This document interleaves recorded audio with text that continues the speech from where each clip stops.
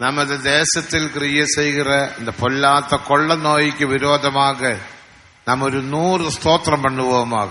First of all, we are going to offer 100 praises to God for the plague that is working in our country. మొట్టమొదటిగా మన దేశంలో ఉన్నటువంటి తెగులు నిర్మూలన చేయబడినట్లుగా దేవునికి మనము ఒక 100 స్తోత్రములు చెల్లించుదాము.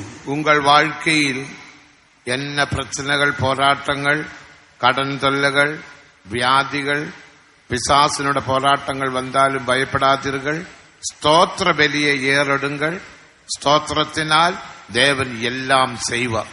Whatever conflicts or problems or death or sickness or witchcraft problems you might be facing in your life, you need not be afraid. Just offer the sacrifices of praises to God and the Lord will do wonders in your life. మీ జీవితంలో ఎటువంటి పోరాటములు, సమస్యలు వచ్చినా, ఏ విధమైనటువంటి వ్యాధులు, చేతబడి శక్తులతో పీడింపబడుచున్నా మీరు చింతపడవద్దు. దేవునికి స్తోత్రం మాత్రం చెల్లించండి. ప్రభు వాటి నుండి విడిపించును. நம்முடைய தேசத்திலும் முழு உலகத்திலும் பயப்படுத்துகிற கொள்ள நோயாகிய கொரோனா வைரஸ் தேவன் அகற்றும்படியாக எந்த விசுவாசிக்கும், எந்த நம்முடைய தேசத்திலே மக்களுக்கும் அந்த வியாதி வராதபடிக்கு தேவன் பாதுகாக்கும்படியாக எல்லாரும் கரங்களை உயர்த்தி 100 ஸ்தோத்திரம் பண்ணுங்க. Now we will lift up our hands and offer 100 praises to God against this coronavirus which is rampant in this country and across the globe. No believer of our church or no people of this land must be affected by that sickness. ఈ దేశములో క్రియ చేస్తున్న corona virus మన యొక్క విశ్వాసులను గాని దేశస్తులను గాని అది ముట్టకుండానట్లుగా మనమందరము చేతులెత్తి 100 స్తోత్రములు దేవునికి చెల్లించుదాము. స్తోత్రం స్తోత్రం స్తోత్రం స్తోత్రం స్తోత్రం స్తోత్రం స్తోత్రం స్తోత్రం స్తోత్రం சோதரம் சோதரம் சோதரம் ஸ்தோத்திரம் சோதரம் சோதரம் சோதரம் சோதரம் சோதரம் சோதரம் சோதரம் சோதரம். இந்த பொல்லாத வல்லமை இந்த வியாதி ஒருவரையும் அணுகாதபடி பாதுகாக்கும்படியாக ஸ்தோத்திரம் சோதரம் சோதரம் சோதரம். தாவே இந்தியா தேசத்தில் இருந்து இந்த வியாதி அகன்று போக ஆண்டவரே உதவி செய்யும்படியாக ஸ்தோத்திரம். முழு உலகத்திலும் இந்த வியாதியை அகற்றும்படியாக ஸ்தோத்திரம் சோத்திரம் சோத்திரம் சோத்திரம் ஸ்தோத்திரம் ஸ்தோத்திரம் ஸ்தோத்திரம் பண்ணுங்க. ஸ்தோத்திரம் பண்ணுங்க. Praise God, praise God. ஸ்தோத்திரம் చెప్పండి, ஸ்தோத்திரம் చెప్పండి. Praise the Lord, praise the Lord, praise the Lord, praise the Lord, praise the Lord, praise the Lord, praise the Lord, praise the Lord, praise the Lord. ஸ்தோத்திரம் ஸ்தோத்திரம் ஸ்தோத்திரம் ஸ்தோத்திரம் ஸ்தோத்திரம் ஸ்தோத்திரம் ஸ்தோத்திரம் ஸ்தோத்திரம் ஸ்தோத்திரம் ஸ்தோத்திரம். ஹல்லேலூயா. உங்களுக்கு யாருக்கும் இந்த வியாதி வராது. None of you will face that sickness. మీకెవరికని ఈ వ్యాధి రాదు. కారణం நல்ல మాత్ర స్తోత్రం. Because the good medicine is praises. కారణం ఏమంటే మంచి మందు స్తోత్రమే. 100 మాత్ర సాపిటాச்சு. Now you have taken 100 tablets. ఇప్పుడు 100 మాత్రలు తిన్నారు. உங்களுக்கு வியாதி வருமா வராதா? Will you fall sick or not? వ్యాధి వస్తదా రాదా? வராதென்று சொல்றவங்க விசுவாசத்தில் கரங்களை உயர்த்தி சத்தமாக ஒரு அல்லேலூயா சொல்லுங்கள். Those who say I will not get that sickness, lift up your hands and say hallelujah. இத நமது விசுவாசம். This is our faith. ఇదే మన విశ్వాసం. இது சாதாரண விசுவாசம் அல்ல. This is not ordinary faith. ఇది సాధారణమైన విశ్వాసము కాదు. சாதாரண விசுவாசம் உண்டு, மேன்மையான ஒரு விசுவாசம் உண்டு. There is an ordinary faith and there is a sublime faith. సాధారణ విశ్వాసము కలదు, శ్రేష్టమైన విశ్వాసము కలదు. மேன்மையான விசுவாசம் என்ன? What is that sublime faith? శ్రేష్టమైన విశ్వాసం ఏమిటి? யூதா 20ஆம் வசனத்தின்படி மகா பரிசுத்த விசுவாசம். According to verse 20 of the epistle of Jude, it is the most holy faith. యూదా 20వ వాక్య ప్రకారము అతి పరిశుద్ధమైనటువంటి విశ్వాసం. ஆ மகா பரிசுத்த விசுவாசத்தில் தேவ வசனத்துக்கு கீழ்ப்படிந்து நாம் ஸ்தோத்திர பலியை ஏறெடுத்தோம். Based on that most holy faith, believing and obeying the word of God, we offered the sacrifices of faith. అతి పరిశుద్ధమైన విశ్వాసమును బట్టి దేవుని వాక్యమునకు లోబడి 100 స్తోత్రములను చెల్లించినాం. இப்படி நீங்களும் உங்கள் வீடுகளில் செய்யுங்கள். You must offer such sacrifices of praise even at your home. ఇలాగనే మీరు కూడా మీ ఇళ్ళలో చేయండి. இது தேவனுடைய கட்டளை. Because this is the commandment of God. ఇది దేవుని యొక్క ఆజ్ఞయున్నది. முதலாம் தெசலோனிக்கேயர் 5:18. 1 Thessalonians 5:18 we read about that. మొదటి దశలోనిక 5:18 எல்லாவற்றிலேயும் ஸ்தோத்திரம் பண்ணுங்கள், இப்படி செய்வது கிறிஸ்துவேசுவுக்குள் உங்களை குறித்துள்ள தேவ சித்தம். In everything give thanks, for this is the will of God in Christ Jesus concerning you. ప్రతి విషయమందును కృతజ్ఞతాస్తుతులు చెల్లించుడి, ఇలాగ చేయటే దేవుని చిత్తమై ఉన్నది. அப்படி ஸ்தோத்திரம் செய்யும் போது தேவன் பெரிய காரியங்களை செய்வார். When you praise God like that, God will do great things. ఇలాగ స్తోత్రం చెప్పుచుండగా దేవుడు గొప్ప కార్యములు చేయును. அதுதான் 2 நாளாகமம் 20ஆம் அதிகாரம் 19 24 வசனம் முடிய. That is what 2 Chronicles chapter 20 verses from 19 till 24 say to us. ఇదే 2 దినవృత్తాంతం గ్రంథం 19వ అధ్యాయం 22 నుండి 24వ వాక్యం వరకు. நாம் ஸ்தோத்திரம் ஸ்தோத்திரம் ஸ்தோத்திரம் என்று ஒரு மனதில் விசுவாசத்தில் செய்ய துவங்கும் போது தேவன் யுத்தம் செய்ய துவங்குவார். With one mind and with a faith, when we lift up our hands and start to praise God, God will fight for us. మనము ఏక మనసుతో మన చేతులెత్తి స్తోత్రం చెప్పగా దేవుడు మన కొరకు యుద్ధం చేయును. ஒரு பரிசுத்தவான் ஒரு பாட்டு கட்டினார், துதி செய்ய துவங்கும் போது கர்த்தர், சொல்லுங்க, துதி செய்ய துவங்கும் போது கர்த்தர் யுத்தம் செய்ய துவங்குவார். That is why our saints composed a song, when we start to praise God, the Lord will start to fight for us. అందువల్లనే మన పరిశుద్ధులు పాటలను కట్టి ఉన్నాడు. మనము స్తుతి చేయుటకు ప్రారంభించినప్పుడు దేవుడు యుద్ధం చేయుటకు ప్రారంభించును. என்ன பிரச்சனைகள் போராட்டங்கள் வந்தாலும் நீங்கள் தேவனுக்கு ஸ்துதி ஸ்தோத்திரங்கள் ஏறெடுங்கள். Whatever might be the problems and conflicts in your life, offer sacrifices of praise and thanksgiving to God. మీ జీవితంలో ఏ శోధన పోరాటాలు వచ్చినప్పటికీ నీ చేతులెత్తి దేవునికి స్తోత్రం చెప్పండి. ஸ்தோத்திரம். ప్రభుకు స్తోత్రం. இன்னைக்கு நம்முடைய பிரசங்கத்தினுடைய தலைப்பு, கர்த்தருடைய வருகை யார் எடுத்துக்கொள்ளப்படுவார்கள். Today the title of our message would be, who will be caught up at the coming of the Lord. ఈ రోజు మన ప్రసంగ అంశం ఏమంటే, ప్రభు యొక్క రాకడలో ఎవరు ఎత్తబడుదురు. இதே தலைப்பில் தான் போன வருடத்திலும் நாம் ஒரு தேவ செய்தியை கேட்டோம். Last year also we heard a message of God based on the same topic. ఈ అంశం మీదనే గత సంవత్సరం అందు మనం దేవుని యొక్క వర్తమానం విని ఉన్నాం. கர்த்தருடைய ரகசிய வருகை, At the secret coming of the Lord, எடுத்துக்கொள்ளப்படுவார்கள். who will be caught up. ప్రభు యొక్క రహస్య రాకడలో ఎవరు ఎత్తబడుదురు. போன முறை நாம் கவனித்தோம், கிறிஸ்துவுக்குள் மரிக்கிறவர்கள் எடுத்துக்கொள்ளப்படுவார்கள். Last year we meditated that those who are dead in Christ will be caught up. గత సంవత్సరం అందు మనం గమనించినాం, క్రీస్తునందు మృతులొందిన వారు ఎత్తబడుదురు. இன்றைக்கு மகிமையுள்ள சபை எடுத்துக்கொள்ளப்படும். Today I want to speak on the topic that the glorious church would be caught up. ఈ దినమందు మహిమగల సంఘము ఎత్తబడును అనే అంశం ధ్యానించబోతున్నాం. யார் அந்த மகிமைக்குள் காணப்படுகிறார்களோ, மகிமையில் பூர்ணப்படுகிறார்களோ, அவர்கள் எடுத்துக்கொள்ளப்படுவார்கள். All those who are seen in that glory and are perfected in that glory would be caught up. ఎవరైతే ఆ మహిమలోనికి వచ్చుదురో, మహిమలో కనబడుదురో, ఆ మహిమలో పూర్ణపరచబడుదురో, వారే ప్రభు రాకడలో ఎత్తబడుదురు. அதற்கேற்ற சத்தியத்தை நாம் இப்போது சிந்திப்போமா. We are going to meditate on truths concerning that now. దానికి సంబంధించినటువంటి సత్యములను ఇప్పుడు మనము తలంచుదుము. இதொன்றும் புதிய சத்தியம் அல்ல, பரிசுத்தவான்கள் நமக்கு வெளிப்படுத்திய சத்தியங்கள். This is not something new. These are truths which the saints have revealed unto us. ఈ సత్యం ఏదో క్రొత్తది కాదు గాని పరిశుద్ధులు మనకు బయలుపరిచినటువంటి సత్యం. அதுதான் நாம் திருப்பி திருப்பி திருப்பி சொல்ல வேண்டியது. We are supposed to speak on that time and again. దీనినే మనము తిరిగి తిరిగి చెప్పవలసి ఉన్నది. அந்த சத்தியங்கள் நாம் மறந்து விடலாகாது. We must not forget those truths. ఈ సత్యములు మనం మరిచిపోకూడదు. சத்தியத்தையும் அறிவீர்கள், சத்தியம் உங்களை விடுதலையாக்கும். And ye shall know the truth, and the truth shall set you free. సత్యమును ఎరుగుదురు, సత్యము మిమ్మల్ని స్వతంత్రులుగా చేయును. இது எனக்கு தெரியும் என்று சொல்லி போகாமல் அதற்கு ஒப்பு கொடுத்து நாம் ஜீவிப்போமாக. We must not just walk away saying, oh, I know this truth, but we must surrender ourselves to that truth. ఈ సత్యం నాకు తెలిసే అని మీరు పోకుండా మీరు సత్యమునకు అప్పగించుకునవలెను. நான் ஒரு வசனத்தை வாசிக்க போறேன். சொல்ல ஓ இது எனக்கு தெரியும், எத்தனை வருஷமா கேட்டுட்டு இருக்கிறேன் என்று சொல்லி பைபிளே திறக்க மாட்டாங்க. Now we are going to read out a verse. கவனிக்க மாட்டாங்க. Some will say that, oh, I know this verse very well. We have been hearing this truth for years together. They will not even open their Bibles. They will not listen to this message. ఇప్పుడు నేను ఒక వాక్యాన్ని చదివించబోతున్నాను. ఈ వాక్యం నాకు ఇంత ముందుగానే తెలుసు అని చెప్పి వాళ్ళు బైబిల్ కూడా చదవరు.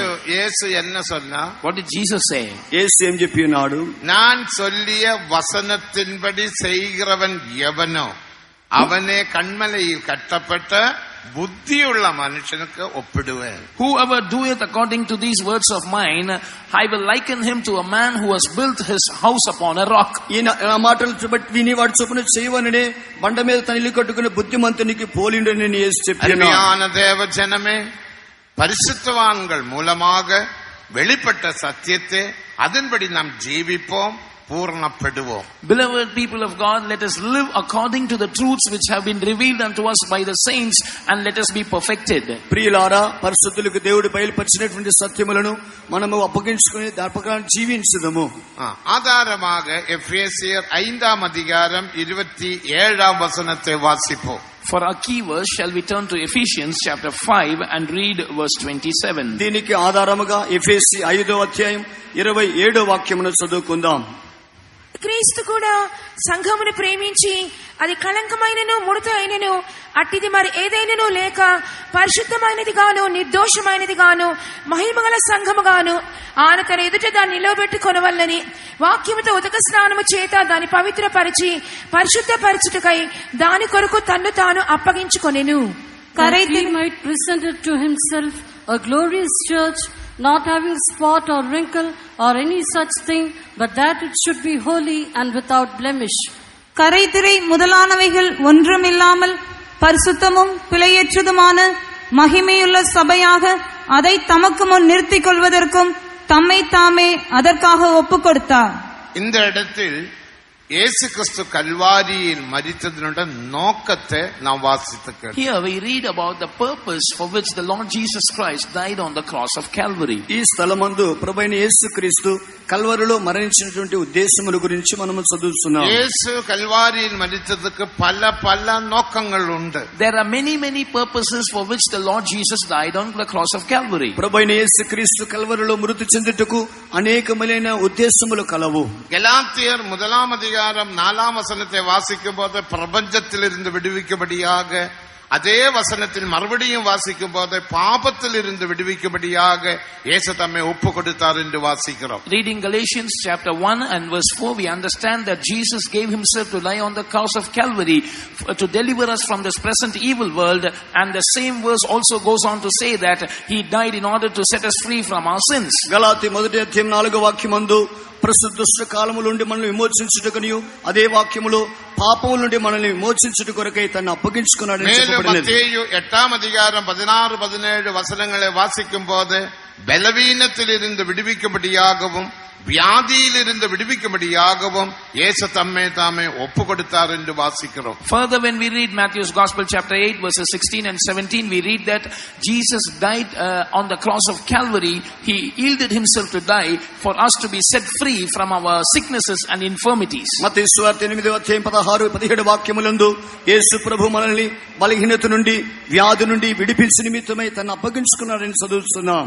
தீத்து 2ஆம் அதிகாரம் 13ஆம் வசனத்தை வாசிக்கும் போது நீதியின் கிரியைகள் செய்யும்படியாக இயேசு தம்மை தாமே கல்வாரியில் ஒப்பு கொடுத்தார் என்றும் வாசிக்கிறோம். Titus chapter 2 and verse 13, we read that for us to do the works of righteousness, Jesus gave himself on the cross of Calvary. తీతు గ్రంథము 2వ అధ్యాయం 13 వాక్యమందు నీతి క్రియలను మనము చేయ నిమిత్తమై యేసు మనని తన అప్పగించుకొని ఉన్నాడు. కల్వారిயில் మరిத்ததுக்கு பல நோக்கங்கள் உண்டு. In this manner, there are many purposes for which the Lord Jesus Christ died on the cross of Calvary. ఈ విధముగా యేసు కల్వరి శిలువలో మరణించుటకు పలు విధములైన ఉద్దేశములు కలవు. మేన్மையான ஒரு நோக்கம் உண்டு. But there is one sublime purpose. అయితే వీటిలో శ్రేష్టమైన ఒక ఉద్దేశము కలదు. இப்போது வாசித்தது போல எபேசியர் 5ஆம் அதிகாரம் 27ஆம் வசனத்தின்படி கரை திரை முதலானது ஒன்றுமில்லாமல் பிழையற்ற மகிமையுள்ள சபையாக தமக்கு முன்பாக நிறுத்தும்படிக்க இயேசு கல்வாரியில் தம்மே தாமே ஒப்பு கொடுத்தார். That is what we read in our key verse just now in Ephesians 5:27. Jesus gave himself on the cross of Calvary that the church might be presented to himself as a glorious church, not having spot or wrinkle or any such thing, but that it should be holy and without blemish. అదర్లో ముఖ్యమైన కార్యం ఏమంటే ఎఫెసీ 5:27లో మనం చదివినట్లుగా అది కళంకమైనను ముడతైనట్లు మరి ఏది లేక పరిశుద్ధమైనది గాను నిర్దోషమైనది గాను మహిమగల సమగంగం గాను ఆయన తన ఎదుట నిలబెట్టుకునే నిమిత్తమే తను తానే అందుకై అప్పగించుకున్నాడు. மகிமையுள்ள சபை என்று சொல்லும் போது அதே வசனத்தில் வாசிக்கிறது போல கரை இருக்கலாகாது, திரை இருக்கலாகாது, பிழையும் இருக்கலாகாது. We read about the definition of a glorious church in this same verse. It should not have any spot, it should not have any wrinkle, it should be without blemish. మహిమగల సంఘం అంటే ఆ వాక్యములో చెప్పబడినట్లుగా కలంకం గాని ముడత గాని అట్టిది ఏది ఉండకూడదు. அதுவே பரிசுத்தம் என்று வேதம் சொல்லுகிறது. That is holiness according to the word of God. ఇది పరిశుద్ధత అని దేవుని వాక్యం చెబుతుంది. முதலாம் பேதுரு முதலாம் அதிகாரம் 15-16 வசனங்களை வாசிக்கும் போது நான் பரிசுத்தர் ஆனபடியினால் நீங்களும் பரிசுத்தராயிருங்கள் என்று வேதத்தில் வாசிக்கிறோம். When we read in the word of God, 1 Peter chapter 1 verses 15 and 16, the word of God says, "Be ye holy, for I am holy, says the Lord." మొదటి పేతురు మొదటి అధ్యాయం 15-16 వాక్యములందు నేను పరిశుద్ధుడను గనుక మీరును పరిశుద్ధులై ఉండుడని దేవుని వాక్యం సెలవిచ్చుచున్నది.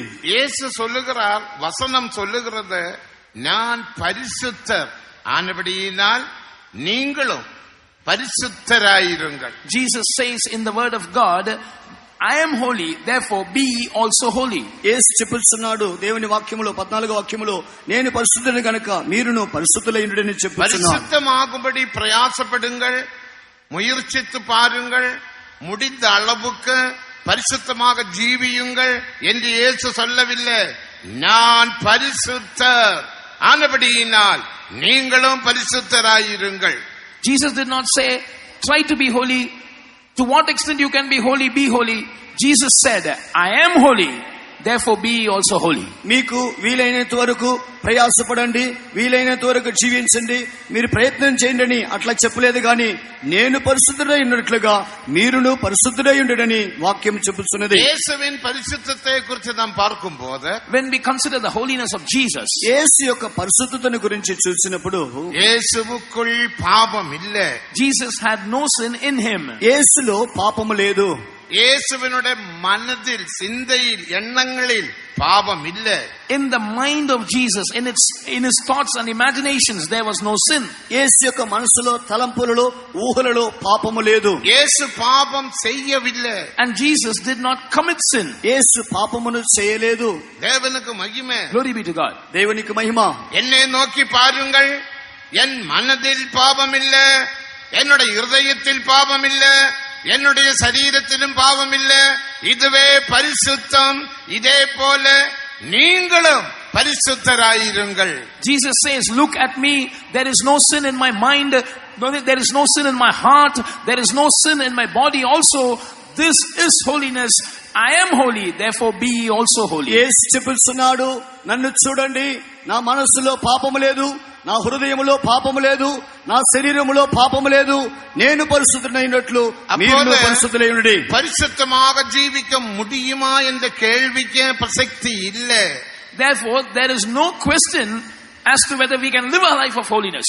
ఇట్లుండగా పరిశుద్ధముగా జీవించగలమా అనే ప్రశ్నకు అక్కడ చోటు లేదు. அநேகர் அந்த கேள்வியை கேட்டுக்கொண்டு பரிசுத்த ஜீவியத்தை செய்யாமல் அவருடைய சுயத்தின்படி மனசும் மாம்சமும் விரும்பி பாவங்களை பரஸ்யமாக ரகசியமாக செய்து ஜீவிக்கிறார்கள். Today many have this question in them and they are living according to their self and walking according to their desires of their mind and flesh, and outwardly and secretly they are indulging in many sinful things. అనేకులు ఈ విధముగా చెప్పుచు తమ స్వయమునకు చోటిచ్చి మనసు మాంసం కోరినట్లుగా అనేకమైన రహస్య పాపములను వారు చేస్తున్నారు. இந்த பரிசுத்த ஜீவியத்துக்காக முதலாம் தெசலோனிக்கர் 4ஆம் அதிகாரம் 7ஆம் வசனத்தின்படி தேவன் நம்மை அழைத்தார். According to 1 Thessalonians chapter 4 and verse 7, God has called us unto this holiness. ఈ పరిశుద్ధత నిమిత్తమే మొదటి తెస్సలోనిక 4:7 వాక్య ప్రకారము దేవుడు మనల్ని పిలిచి ఉన్నాడు. மேலும் முதலாம் தெசலோனிக்கர் 5ஆம் அதிகாரம் 24ஆம் வசனத்தின்படி அழைத்தவர் உண்மை உள்ளவர், அவர் அப்படியே செய்வார். Further, according to 1 Thessalonians chapter 5 and verse 24, faithful is he that calleth you, for he also will do it. ఇంకను మొదటి దశ 5వ అధ్యాయం 24వ వాక్యములో మిమ్మల్ని పిలిచిన వాడు నమ్మకమైన వాడు గనుక ఆయన అలాగనే చేయను. என்னை தேவன் அழைத்தார், அவர் அப்படியே செய்வார் என்று விசுவாசமுடையவர்கள் கரங்களை உயர்த்தி அல்லேலூயா சொல்லி தேவனை மகிமைப்படுத்துவோமாக. Those who have the faith that God has called me, He also will do it. Lift up our hands. With faith shall we shout hallelujah to glorify God. అలాగే చేయనని విశ్వసించేవారు చేతులెత్తి హల్లెలూయా చెప్పుదాము. Hallelujah. எதுக்கு நாம் இடைக்கிடைக்கு அல்லேலூயா சொல்லுகிறோம்? Why do we often say hallelujah in the middle of the message? మధ్య మధ్యలో హల్లెలూయా చెప్తున్నాము కదా, దేని కొరకు? சத்ருவானவன் ஏவாளை வஞ்சித்தது போல, ஏதன் தோட்டத்தில் பிரவேசித்தது போல அவன் இங்கேயும் வந்திருக்கிறான். பாரு, just like இங்க வந்திருக்கிறான். அவன் உன் மனதில பேசிக்கொண்டே இருப்பான், இதெல்லாம் போய் இதெல்லாம் ஜீவிக்க முடியாது. அப்ப நாம் விசுவாசித்து அல்லேலூயா சொல்லும் போது அவன் ஓடியே போவான். Just like Satan gained access into the Garden of Eden in order to deceive Eve, he has also come here. He will keep whispering in your mind and ears saying that this is all lies. You cannot live such a holy life. But when we believe this and say hallelujah, the devil will flee away. He cannot remain here. ఏదైనా తోటలోనికి సాతాను వచ్చినట్లుగా ఇక్కడ కూడా సాతాను వస్తుంది. ఇదంతా అబద్ధం, ఇలాంటి జీవితం నువ్వు చేయలేనటువంటి తలపులు సాతాను తీసుకొస్తుంది. అయితే నువ్వు హల్లెలూయా చెప్పేటప్పుడు అటువంటి సాతాను పారిపోతుంది. அழைத்தவர் உண்மையுள்ளவர், அவர் அப்படியே செய்வார் என்று சொல்லுகிறது ஒரு விசுவாசம். இந்த விசுவாசம் தான் மகா பரிசுத்த விசுவாசம். Faithful is he that calleth me, who also will do it, is an aspect of faith. This is the most holy faith. మిమ్మల్ని పిలిచిన వాడు నమ్మకైన వాడనే, అలాగనే చేయనటువంటి వాక్యమును విశ్వసిస్తున్నామే, అదే మహా అతి పరిశుద్ధమైన విశ్వాసం. இந்த விசுவாசம் அபிரகாமில் விசுவாசம் உண்டு, பழைய ஏற்பாட்டு பரிசுத்தவான்களில் விசுவாசம் உண்டு.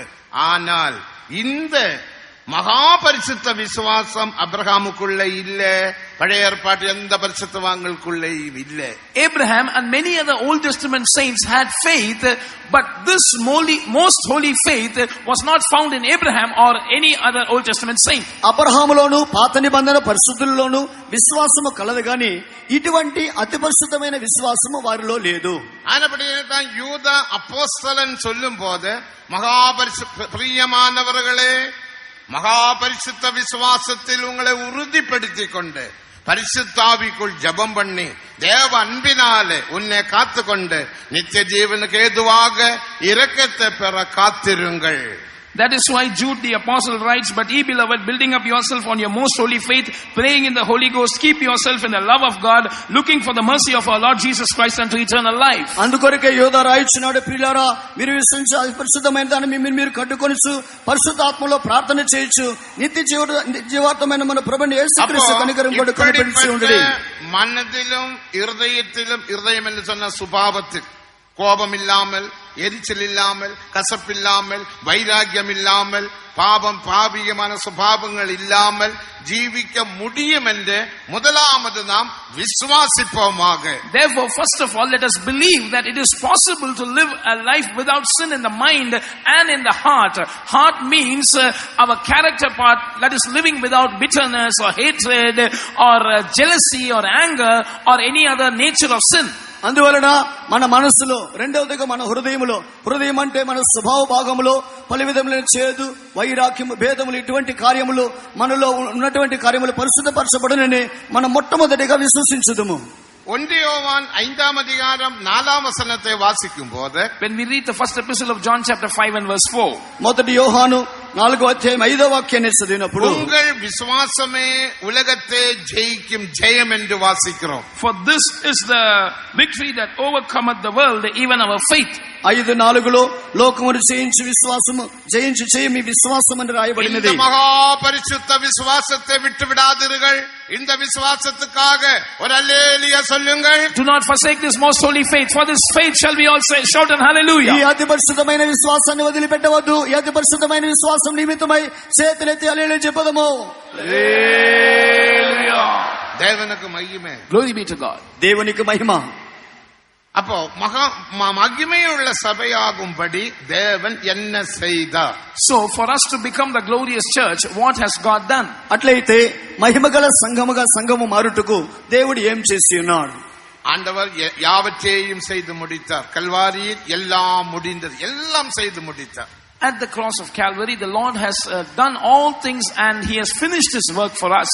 కల్వారి శిలువలో ప్రభువైన యేసుక్రీస్తు సమస్తమును చేసి ముగించి ఉన్నాడు. രണ്ട് കാര്യത്തെ നാം ഗവനിക്ക വേണ്ടു. We must observe two things. రెండు కార్యములు మనము గమనించాలి. ഒരു മഹിമയുള്ള സഭയാക ഞാനും നീങ്ങളും മാറ്റപ്പെട വേണ്ടുമാനാൽ முதலாவது மகிமையுள்ள ஒரு ஊழியம் தேவை. இரண்டாவது மகிமையுள்ள சுவிசேஷம் தேவை, உபதேசம் தேவை. For you and me to become a glorious church, we first of all need a glorious ministry and also a glorious gospel or the doctrine. మనము మహిమ గలవారుగా మార్చబడాలంటే మొట్టమొదటిగా మహిమ కలిగిన పరిచర్య కావాలను, రెండవదిగా మహిమ గల సువార్త అంటే మహిమ గల ఉపదేశము కావాలను. 2 Corinthians 3:8 വാസിക്കുമ്പോൾ, when we read 2 Corinthians chapter 3 and verse 8, 2 కొరింథీ 3:8 చదివినప్పుడు మహిమయుள்ள ఊழிయం என்ற పరిశుద్ధ పౌలు சொன்னார். St. Paul speaks about a glorious ministry. ఇక్కడ పరిశుద్ధుడైన పౌలు మహిమ కలిగిన పరిచర్య అని చెప్పుచున్నాడు. தமிழ் மட்டும் போகிற மகிமையை உடைய அந்த ஊழியம் அப்படிப்பட்ட மகிமையுள்ளதாயிருந்தால், பழைய ஏற்பாட்டில் ஒரு மகிமை இருந்தது. The Old Testament ministry had a glory. முகத்தில் ஒரு மகிமை இருந்தது. That glory was seen in the face of Moses. పాత నిబంధన సేవలో ఒక మహిమ కలిగినది. మోసే ముఖములో మహిమ ఉండేది. முகத்தில் காணப்படுகிற மகிமை இந்த அளவுக்கு பெரியதாக காணப்பட்டால் அடுத்து யாரு மைக் ஆஃப் பண்றது? ஆவிக்குரிய ஊழியம் எவ்வளவு அதிக மகிமையுள்ளதாயிருக்கும். ஆவிக்குரிய ஊழியம் எவ்வளவு மகிமைக்குரியது. If the glory seen in the face of Moses was so great, how much more glory the spiritual ministry would have. మోసే ముఖములో ఉండే మహిమ అంత ప్రకాశంగా ఉంటే ఆత్మ సంబంధమైన పరిచర్య ఎంత మహిమ గలదై ఉండును. பழைய ஏற்பாட்டு ஊழியத்துக்கும் புதிய ஏற்பாட்டு ஊழியத்துக்கும் 8 விதமான வித்தியாசங்கள் 2 கொரிந்தியர் 3:6 17 முடிய நாம் வாசிக்கிறோம். When we read 2 Corinthians chapter 3 verses from 6 till 14, we can find 8 differences between the Old Testament ministry and the New Testament ministry. పాత నిబంధన సేవకును క్రొత్త నిబంధన సేవకును 8 విధములైన వ్యత్యాసములను 2 కొరింథీ 3:6 నుండి 18 వరకు చదువుతున్నాం. ஊழியத்தை பார்க்கலும் அந்த மகிமையை பார்க்கலும் புதிய ஏற்பாட்டு மகிமை பெரியது. The glory of the New Testament ministry is far above than the glory of the New Testament, Old Testament ministry. పాత నిబంధన మహిమ కంటే క్రొత్త నిబంధన మహిమ గొప్పదై ఉన్నది. நீங்கள் மகிமையுள்ள ஒரு சபையாக மாற்றப்பட வேண்டுமானால் இந்த மகிமையின் ஊழியத்தில் காணப்பட வேண்டும். So for you to be made a glorious church, you must be found as a part of this glorious ministry. అట్లయినట్లయితే మీరు మహిమ గలవారుగా ఈ మహిమ గలవారుగా మారాలంటే మహిమ గల పరిచర్యలో మీరు సంబంధపడాలి. రెండవదిగా 2 கொரிந்தியர் 4:4 வாசிக்கும்போது, when we read 2 Corinthians chapter 4 and verse 4, 2 కొరింథీ 4:4 చదివినప్పుడు மகிமையுள்ள சுவிசேஷம் என்று வாசிக்கிறோம். we read there about the glorious gospel. మహిమ గల సువార్తని చదువుతున్నాం. இந்த உலகத்தின் அதிபதியானவன் மகிமையுள்ள சுவிசேஷம் பிரகாசமாய் இராதபடிக்கு நம்முடைய கண்களை மனக்கண்களை குருடாக்கினார் என்று வாசிக்கிறோம். The God of this world has blinded the minds of them which believe not, lest the light of the glorious gospel of Christ should shine unto them. క్రీస్తు మహిమను కనపరచు సువార్త ప్రకాశం మనకు ప్రకాశింపకుండానట్లు ఈకు సంబంధమైన దేవత వారి మనోనేత్రముల గుడ్డితనము కలుగజేయుచున్నది. ஒன்றொன்றாக சிந்திப்போம். So we will meditate them one by one. ఒకటొకటిగా మనం తలంచుదాము. மகிமையுள்ள சபையாக நானும் நீங்களும் மாற்றப்பட்டு எடுத்துக்கொள்ளப்பட வேண்டுமானால் முதலாவது நம் மகிமையுள்ள ஊழியத்தில் காணப்பட வேண்டும். So we must be found as part of a glorious ministry if you and I have to become a glorious church and be raptured. మనము మహిమ గలవారుగా మార్చబడి మనము ప్రభు రాకడలో ఎత్తబడాలంటే మొట్టమొదటిగా మహిమ గల పరిచర్యలోనికి మనము రావాలను. அப்போது நீங்கள் மனம் திரும்ப வேண்டும், ஞானஸ்நானம் எடுக்க வேண்டும், அபிஷேகம் பெற வேண்டும், அவ்விதமான அனுபவங்கள் பெற்றுக்கொள்ள வேண்டும். இது முதல் 3 நாட்களில் நாம் கேட்டோம். For that, primarily, we have to repent, we have to obey the Lord in the truth of water baptism, and we have to receive the anointing of the Holy Spirit. About these 3 experiences we have been hearing in the first 3 days. ఇందు నిమిత్తమై మారు మనసు పొందవలను, బాప్తిస్మం పొందవలను, అభిషేకం పొందవలను.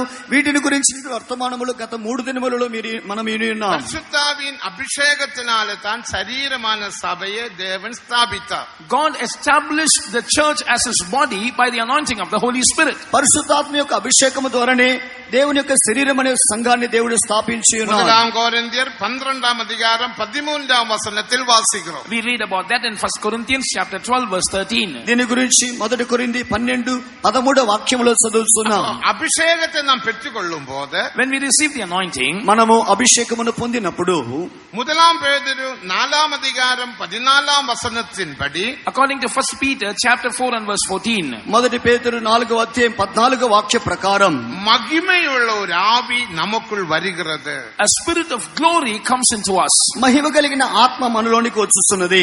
அபிஷேகத்தினால் நாம் மகிமையுள்ளவராக மாற்றப்படுகிறோம். By the anointing we are made to be glorious. అభిషేకము ద్వారా మనం మహిమ గల వారుగా మార్చబడుతున్నాం. தேவனுக்கு மகிமை. Glory be to God. దేవునికి మహిమ. அப்படி மகிமையை பெற்றவர்கள் இந்த மகிமையுள்ள ஊழியத்தில் காணப்பட வேண்டும். Those who have received this glory should be found in this glorious ministry. ఇటువంటి మహిమను పొందిన వారు మహిమ కలిగినటువంటి సేవలో కనబడవలెను. மகிமையின் ஊழியத்துக்கு இனி ஒரு பெயர் உப்புரவாகுதலின் ஊழியம் என்று பரிசுத்த பவுல் சொன்னார். 2 கொரிந்தியர் 5వ అధ్యాయం 18వ వచనத்தின்படி. In 2 Corinthians chapter 5 and verse 18, St. Paul gives another name for this glorious ministry. He calls it the ministry of reconciliation. ఈ మహిమ కలిగినటువంటి సువార్త సేవకు మరొక పేరు 2 కొరింథీ 5వ అధ్యాయం 18వ వాక్యములో సమాధానపరచు పరిచర్య అని పౌలు చెప్పుచున్నాడు. அப்ப இந்த ஊழியத்தை பார்க்கும்போது, when we consider this ministry, ఈ సేవను చూసినప్పుడు இதில் ஊழியர்களையும் நாம் பார்க்கின்றோம். we find certain ministers in this ministry. ఇక్కడ సేవకులను చూస్తున్నాం. அவர்கள் மகிமையுள்ள ஊழியர்கள். They are also glorious ministers. వారును మహిమ కలిగినటువంటి సేవకులు. அந்த ஊழியர்களோடு நாம் ஐக்கியப்பட வேண்டும். We must be united with those ministers. అటువంటి సేవకులతో కూడా మనము ఐక్యపరచబడవలెను. 1 யோவான் 1వ అధ్యాయం 3వ వచనத்தை వాసిக்கும் పోது, reading 1 John chapter 1 and verse 3, 1 యోహాను 1వ అధ్యాయం 3వ వాక్యములో చదివినప్పుడు, எங்களோட ஐக்கியமுள்ளவர்களாய் இருக்கும்படி நாங்கள் கண்டும் கேட்டும் உள்ளது உங்களுக்கு அறிவிக்கிறோம். எங்களுடைய ஐக்கியம் பிதாவோடும் குமாரனோடுமாய் இருக்கிறது. that which we have seen and heard declare we unto you, that ye may also have fellowship with us, and truly our fellowship is with the Father and with the Son Jesus మాతో Christ. కూడా మీకు సహవాసం కలిగినట్లు మేము చూసి విని దాన్ని మీకు తెలియజేస్తున్నాం. మనం అసహాయమైన తండ్రితోనూ కుమారుడైన యేసుక్రీస్తు కూడా ఉన్నది. மகிமை உள்ளவர்களாக மாற்றப்பட வேண்டுமானால் எங்களோடு ஐக்கியமாய் இருக்க வேண்டும். For you to be made glorious, you must have fellowship with us. మీరు మహిమ గలవారుగా మార్చబడాలంటే మీరు మాతో కూడా సహవాసం లేదంటే ఐక్యత గలవారుగా ఉండాలి. ஐக்கியம் வைத்துக் கொண்டால், If you have your fellowship elsewhere, మీరు మాతో ఐక్యత పడినప్పుడు நீ மகிமையுள்ள சபையாக மாற்றப்பட முடியாது. you cannot be made a glorious church. ఐక్యపడకపోయినట్లయితే మహిమగల సంఘంగా మార్చబడలేరు. பரிசுத்த யோவான் சொல்லுகிறார், That is why St. John says, అందువలనే పరిశుద్ధుడైన యోహాను చెప్పుచున్నాడు, நீங்கள் எங்களோட ஐக்கியமுள்ளவர்களாய் இருக்க வேண்டும். எங்களுடைய ஐக்கியம் பிதாவோடும் குமாரனோடுமாய் இருக்கிறது. you must have fellowship with us. Our fellowship truly is with God the Father and with His Son Jesus me Christ. సహవాసం మాతో కూడా ఉండాలి. మా సహవాసము తండ్రితోనూ కుమారునితోనూ ఉన్నది. பழைய ஏற்பாட்டில் ஆசரிப்பு கூடாரத்தில் காண்கிற குத்து விளக்கு போல, like the candlestick that is seen in the tabernacle of the Old Testament. పాత నిబంధన కాలములో మనం చూసేటువంటి దీప వృక్షములాగా குத்து விளக்கு தேவ சபைக்கு நிழல் என்று நமக்கு யாவருக்கும் தெரியும். All of us know that this candlestick is a shadow of the church of God. దీప వృక్షం అనేది కృత నిబంధన సంఘమునకు సాదృశ్యం మనకు తెలియదు. அந்த குத்து விளக்குக்கு ஒரு பாதம் உண்டு. This candlestick has a base. ఆ దీప స్తంభమునకు ఒక அந்த పాదము కలదు. பாதத்தில் இருந்து ஒரு நடுத்தண்டு காணப்படுகிறது. And a central shaft proceeds out of the base. ఆ పాదము నుండి ఒక ప్రకాండము కలదు. நடுத்தண்டில் இருந்து 3 விதமான சாகுகள் காணப்படுகிறது. மொத்தம் 6 சாகுகள். And there are 3 shafts proceeding on either side from the middle shaft. Altogether there are 6 ఆ shafts. ప్రకాండము నుండి రెండు పక్కల 3 శాఖలు 6 శాఖలు కలవు. ஏறக்குறைய இந்த மைக் ஸ்டாண்ட் போல We can consider this candlestick as an example of this mic stand. దాదాపుగా ఇక్కడ వేదిక మీద మైక్ స్టాండ్ లాగా. இந்த பகுதி பாருங்கள், இது பாதத்தோடு ஐக்கப்படவில்லை, நடுத்தண்டோடு தான் ஐக்கப்பட்டிருக்கிறது. Look at this mouthpiece. It is not directly united with the base. It is united with the central shaft. ఈ మైక్ అనేది పాదముతో కాదు కానీ మధ్య ప్రకాండముతో ఐక్యత కలిగి ఉన్నది. நீங்கள் எங்களோட ஐக்கியமாயிருக்க வேண்டும். இந்த கிளையானது இந்த நடுத்தண்டோட ஐக்கியம், நடுத்தண்டினோட ஐக்கியம் பாதத்தோட. இதுதான் சபையுடைய ஐக்கியம். The setup of the church, the fellowship of the church ஐக்கியத்தின் ஒழுங்கு is after this order.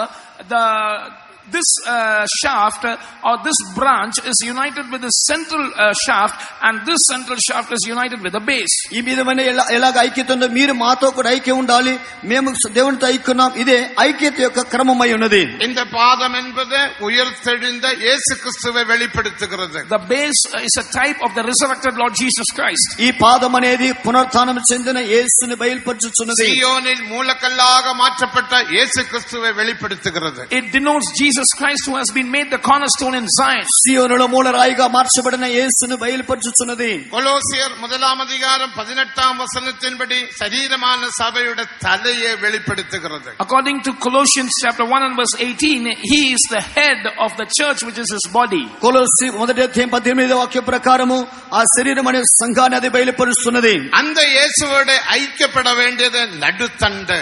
So the central shaft, பாதத்தோட ஐக்கியப்பட வேண்டியது நடுத்தண்டு. So the central shaft is supposed to be united with the base, and the central shaft is supposed to be united with Jesus. ఆ యొక్క పాదముతో కూడా ఐక్యపడవలసినది ప్రకాండము సంఘము ప్రకాండమైనది. ஒவ்வொரு கிளைகளும் நடுத்தண்டோட ஐக்கியமாய் இருக்கணும். Each of the 6 shafts must be united with the central shaft. ఈ యొక్క మధ్య ప్రకాండముతోనే శాఖలు ఐక్యపడి ఉండాలి. எங்களோட ஐக்கியமாய் இருக்கணும். எங்களுடைய ஐக்கியம் பாதத்தில். That is the meaning of this verse. You must have fellowship with us, and we have our fellowship with the base. అందు నిమిత్తమే మీరు మాతో కూడా ఐక్యం ఉండాలి, మా యొక్క ఐక్యము పాదముతో ఉన్నది. நடுத்தண்டு என்பது அப்போஸ்தலர்கள் தீர்க்கதரிசிகளை வெளிப்படுத்துகிறது. So the central shaft is a type of the apostles and prophets. ఈ మధ్య ప్రకాండము అపోస్తలులను ప్రవక్తలను బయలుపరుస్తున్నది. நான் சபையை கட்ட வேண்டும் என்று எபேசியர் 2:19 முடிய வாசிக்கிறோம். We read in Ephesians chapter 2 verses 19 till 22 that this is how the church is supposed to be built. ఈ విధముగానే సంఘం అనేది కట్టబడాలని ఎఫెసీ 2:19 నుండి 22 వాక్యముల వరకు చదువుతున్నాం. அப்படி இருந்தால் இப்படிப்பட்ட ஊழியர்கள் எப்படிப்பட்டவர்கள்? If that be so, what sort of people are these ministers? అట్లయినట్లయితే ఈ సేవ చేయు సేవకులు ఎటువంటి వారు? தேவனுக்கு மகிமை. Glory be to God. దేవునికి మహిమ. அவர்களுக்கு ஒரு விசேஷமான பிரதிஷ்டை தேவை. They need a special consecration. వారికి శ్రేష్టమైనటువంటి ప్రతిష్ఠ కావాలను. லூக்கா 14:26-33 அவர்கள் பிரதிஷ்டிக்கப்பட்டவராக காணப்பட வேண்டும். They must be seen as consecrated servants of God according to Luke's Gospel chapter 14 verses 26 and 33. లూకా సువార్త 14:26-27 వాక్యముల ప్రకారం వారు ప్రతిష్ఠ గల వారుగా ఉండవలెను. யாதொருவன் என்னிடத்தில் வந்த தகப்பனையும் தாயையும் சகோதரனையும் சகோதரியையும் மனைவியையும் பிள்ளைகளையும் ஜீவனையும் வெறுக்காவிட்டால் என்னுடைய சீஷனாய் இருக்க முடியாது. If any man come to me and hate not his father and mother and wife and children and brethren and sisters, yea, and his own life also, he cannot be my disciple. ఎవడైనా నా యొద్దకు వచ్చి తండ్రిని తల్లిని భార్యని పిల్లలను అన్నదమ్ముల చెల్లెలను తన ప్రాణమును ద్వేషించుకుంటే వాడు నాకు శిష్యుడై ఉండడు. அடுத்த வசனத்தில் என் சிலுவையை எடுத்து என் பின்பற்றாதவனும் எனக்கு சீஷனாய் இருக்க முடியாது. The next verse said, he that does not bear his cross and come after me cannot be my disciple. తర్వాత వాక్యమందు తన సిలువను ఎత్తుకుని నన్ను వెంబడింపని వాడు నాకు శిష్యుడు కానేరడు. ஊழியர்களில் காணப்பட வேண்டிய ஒரு பிரதிஷ்டை. This is a consecration supposed to be seen in the servants of God. ఇది దైవ సేవకులకు కనబడవలసినటువంటి ప్రతిష్ట. தேவனுக்கு மகிமை. Glory be to God. దేవునికి మహిమ. இந்த பிரதிஷ்டை இயேசுவுக்குள் காணப்பட்டது. Jesus had this consecration in him. ఇటువంటి ప్రతిష్ట యేసులో కనబడినది. பரிசுத்தாவியை குறித்து எபிரேயர் 7:3 வாசிக்கும் போது, reading about the Holy Spirit in Hebrews chapter 7 and verse 3, పరిశుద్ధాత్మను గురించి హెబ్రీ 3:7 వాక్యములో చదివినప్పుడు தாயுமில்ல தகப்பனுமில்ல వంశ வரலாறுமில்ல. he was without father and mother and descent. ఆయనకు తండ్రి లేదు తల్లి లేదు వంశావళి లేదు. தேவனுக்கு மகிமை. Glory be to God. దేవునికి మహిమ. அதே பிரதிஷ்டையில் இயேசு கிறிஸ்துவும் காணப்பட்டார். Jesus was also seen in the same consecration. యేసుక్రీస్తును ఇటువంటి ప్రతిష్టలోనే కనబడి ఉన్నాడు. மத்தேயு 12ஆம் அதிகாரம் கடைசி வசனங்களில் வாசிக்கும் போது, Reading the last few verses of Matthew's Gospel chapter 12, మత్తయి సువార్త 12 చివరి వాక్యములు చదివినప్పుడు இயேசுவினுடைய தாயார் இயேசுவை பார்க்கும்படியாக வந்திருக்கிறார்கள். the mother of Jesus came where Jesus was in order to see him. యేసు యొక్క తల్లి యేసును చూచుటకు వచ్చి ఉన్నది. அப்போது பேதுரு போய் சொன்னாங்க, உம்மது தாயார் உம்மோடு பேசும்படியாக வந்திருக்கிறார்கள் என்று. Peter said to him, your mother has come to speak with you. అప్పుడు పేతురు చెప్పి ఉన్నాడు, నీ తల్లి నిన్ను చూచుటకు వచ్చి ఉన్నదని చెప్పి ఉన్నాడు. What did Jesus reply? యేసు ఏం చెప్పి ఉన్నాడు? தாயார் யார்? Who is my mother? నా తల్లి ఎవరు? அந்த இடத்தில் அவருடைய பிரதிஷ்டையை வெளிப்படுத்தினார். Jesus is revealing his consecration in this place. ఆ స్థలమందు యేసు తన ప్రతిష్టను బయలుపరిచినాడు. Who is my mother? నా తల్లి ఎవరు? என்னுடைய சகோதர சகோதரிகள் யார்? Who are my brethren, my brothers and sisters? నా సహోదరుడు సహోదరి ఎవరు? தேவ சித்தம் செய்கிறவர்களே எனக்கு தாயாரும் சகோதரனும் சகோதரிகளும். For whosoever shall do the will of my Father which is in heaven, the same is my brother and sister and mother. నా తండ్రి చిత్తము చొప్పున చేయవాడే నా సహోదరుడు సహోదరి తల్లి అని చెప్పెను. இயேசு அந்த பிரதிஷ்டையில் மெல்கிசதேக்கின் முறைமையின்படி பிரதான ஆசாரியனாக உலகத்தில் வெளிப்பட்டார். Jesus revealed himself to this world according to the order of Melchizedek in this consecration. యేసుక్రీస్తు ఇటువంటి ప్రతిష్ఠ మెల్కిసెదెకు ప్రతిష్ఠ ప్రకారముగా ఆయన ప్రధాన యాజకుడిగా ఈ భూమిలో బయలుపడెను. மகிமையுள்ள சபையை உருவாக்கும்படியாகவும் அந்த சபையை பூர்ணப்படுத்தும்படியாகவும் இயேசு கிறிஸ்து பூமியில் வெளிப்பட்டார். Jesus came to this world in order to form a glorious church and in order to perfect that church. ఈ యొక్క మహిమగల సంఘం ఈ భూమిలో రూపింపబడుటకును ఆ సంఘము మహిమలో పూర్ణపడుటకును యేసుక్రీస్తు ఈ భూమిలో ప్రత్యక్షమయ్యను. ஆனபடினால தான் 110ஆம் சங்கீதம் 3-4 வசனங்களை வாசிக்கும் போது, that is why reading Psalm 110 verses 3 and 4, అందువలన 110వ కీర్తన 3-4 వాక్యములు చదివినప్పుడు, விடியற் காலத்தில் பிறக்கும் பலிக்கு சமானமான யௌவன ஜனம் உமக்கு பிறக்கும். we read there, from the womb of the morning generation shall be born into you who shall be in the beauty of holiness. నీ యవనస్తుల్లో శ్రేష్ఠులు పరిశుద్ధ అలంకృతులై అరుణోదయములో ఉండొచ్చు వారిగా కనబడుదురు. இந்த ஜனம் என்று சொல்வது எடுத்துக்கொள்ளப்படுகிற பரிசுத்தவான்களை மகிமையுள்ள சபையை வெளிப்படுத்துகிறது. These people who are the youth are denoting the glorious church that is to be transformed and raptured at the coming of the Lord. ఇక్కడ చెప్పబడినటువంటి యవనస్తులనే వారు ప్రభు యొక్క రాకడలో మహిమలో ఎత్తబడే సంఘాన్ని చూపిస్తుంది. விடியற் காலத்தில் பனிக்கு சமானமான யௌவன ஜனம் உமக்கு பிறக்கும். You will have a youth seed begotten like the dew of the morning. Arunodaya మంచులో ఉండి పుట్టేటువంటి యవన జనుడు నీకు పుట్టుదురు. இனி 4ஆம் வசனத்தை பாருங்கள். Read verse 4. 4వ వాక్యమును చూడండి. அதற்கு நீர் என்றென்றைக்கும் ஆசாரியனாயிருந்தீர். For that to happen thou art a priest forever. నీ ఇందు నిమిత్తమై నిరంతరము నీవు యాజకుడివై ఉందువు. அது நான் சொன்னேன், தவற மாட்டேன். I have said that and I will not repent for it. నేను చెప్పినాను, మాట తప్పను. தேவனுக்கு மகிமை. Glory be to God. ప్రభుని మహిమ. அப்ப மெல்கிசதேக்கின் முறைமையின்படியுள்ள ஊழியர்களும் உபதேசமும் இராவிட்டால் சபையை பூரணப்படுத்த முடியாது. So the church cannot be led to perfection if there are no servants of God, if there is no doctrine, and if there is no ministry after the order of Melchizedek. అందువలన మహిమ కలిగినటువంటి సేవయు, మహిమ కలిగినటువంటి సేవకులు, మహిమ కలిగిన ఉపదేశము లేకపోతే సంఘం అనేది మహిమలో పరిపూర్ణపరచబడలేదు. அதனால தான் ஊழியர்களுக்கு, மகிமையுள்ள சபையின் ஊழியர்களுக்கு பிரதிஷ்டை முக்கியம். That is why for the ministers of this glorious church, consecration is of utmost importance. అందు నిమిత్తమై ఈ మహిమగల సేవను చేసే సేవకులకు ప్రతిష్ఠ అనేది చాలా ప్రాముఖ్యమైన విషయం. இந்த பிரதிஷ்டையானது வெறும் அவனுடைய சரீரத்தில் காணப்பட வேண்டிய பிரதிஷ்டை அல்ல. This consecration is not just a literal consecration in their physical body. ఈ ప్రతిష్ఠ అనేది ఏదో సాధారణంగా శరీర రీతిగా కనబడేది కాదు. பிரதிஷ்டையானது அவனுடைய இருதயத்துக்குள் காணப்பட வேண்டும். This consecration must be found within their heart. ఇట్టి ప్రతిష్ఠ వారి హృదయ అంతరంగములో కనబడవలెను. லூக்கா 14ஆம் அதிகாரம் 26ஆம் வசனத்தின்படி ജീവനുള്ള 7 കാര്യങ്ങളെ വെറുത്തു വിടാവിട്ടാൽ, according to Luke 14:26, if they do not hate 7 things which have life in them, లూకాసు వార్త 14:26 వాక్యం ప్రకారము జీవము కలిగిన 7 కార్యములు ద్వేషించకుండా ఉంటే, അവരുടെ ഹൃദയത്തിൽ കാണപ്പെട വേണ്ടിയ പ്രതിഷ്ഠ, this is a consecration that is supposed to be found in their heart. ఇది వారి హృదయములో కనబడవలసినటువంటి ప్రతిష్ఠ. വെറുക്കുക എന്ന് പറഞ്ഞാൽ അർത്ഥം എന്നെ? What is the meaning of hating? ద్వేషించుట అంటే అర్థం ఏమిటి? ഇപ്പൊ ഞാൻ എഴുത്തിൻപടി ബ്രദർ ധർമ്മരാജ് വെറുത്താൽ അത് പാപം താൻ. If I hate brother Dharmaraj literally, that is a sin. అక్షరార్థముగా నేను ధర్మరాజును ద్వేషిస్తే అది పాపమే.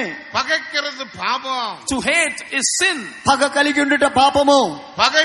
പകയ്ക്കുന്നത് കൊലപാതകം എന്ന് വാസിக்கிறோம். We read that to hate is to murder. ద్వేషించుట నరహత్యని చదువుతున్నాం. యేసు ఎంత అర్థത്തിൽ നീ വെറുത്ത് വിട വേണ്ടുമെന്ന് சொன்னார்? Then in what meaning, in what sense did Jesus say you must hate and forsake?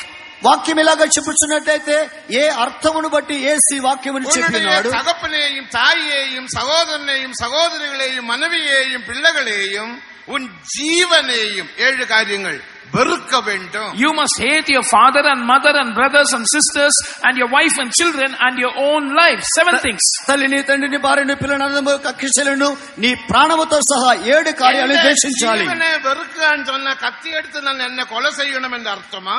By Jesus saying that I must hate my own life, does it mean that I must take a knife and stab myself? తన ప్రాణమును ద్వేషించాలంటే కత్తి తీసుకొని నన్ను నేనే ఆత్మహత్య చేసుకున్నట్టయా? ഞാൻ തർക്കൊല ചെയ്താൽ കൊലപാതകം അല്ലവ? If I commit suicide like that, is it not equal to murder? నేను ఆత్మహత్య చేసుకుంటే అది నరహత్య కదా? జీవనే நான் வெறுக்க வேண்டும். I must hate my life. నా ప్రాణమును ద్వేషించవలెను. அப்ப வெறுக்கன்னு சொன்னால் అర్థం என்ன? To hate, what does it mean? ద్వేషించుట అంటే అర్థం ఏమిటి? அப்பா அம்மா மகன். இப்ப ஒரு மகன் இப்ப தர்மராஜ் ஊழியத்துக்கு வந்தார். அவருக்கு அம்மா இருக்குல்ல, அம்மா இருக்கிறாங்க. ధర్మరాజు அம்மாவை பொறுத்து வந்திருக்கிறாரு. அப்ப தர்மராஜ் அவன் அம்மாவும் இவருக்குள்ள என்ன உண்டு? ஒரு பாசம் உண்டு, ஒரு பற்றுதல் உண்டு, ஒரு ரிலேஷன்ஷிப் உண்டு. ஆ ரிலேஷன்ஷிப் அதுதான் வெறுக்கணும். அம்மாவை வெறுக்க கூடாது. அம்மா வந்திருந்தா காப்பி கொடுக்கணும், டீ கொடுக்கணும், சாப்பாடு கொடுக்கணும், போய் பார்த்து பேசணும். அது தப்பில்ல. வெறுக்கான்னு சொன்னால் விளங்கிக் கொள்ளுங்க, தவறாக பேசாதீங்க. வெறுக்கான்னு சொன்னால் அர்த்தம் என்ன? அந்த பாசத்தை, அந்த பற்றுதல், அந்த ரிலேஷன்ஷிப், அந்த பிரிட்ஜை உடைத்து போட வேண்டும்.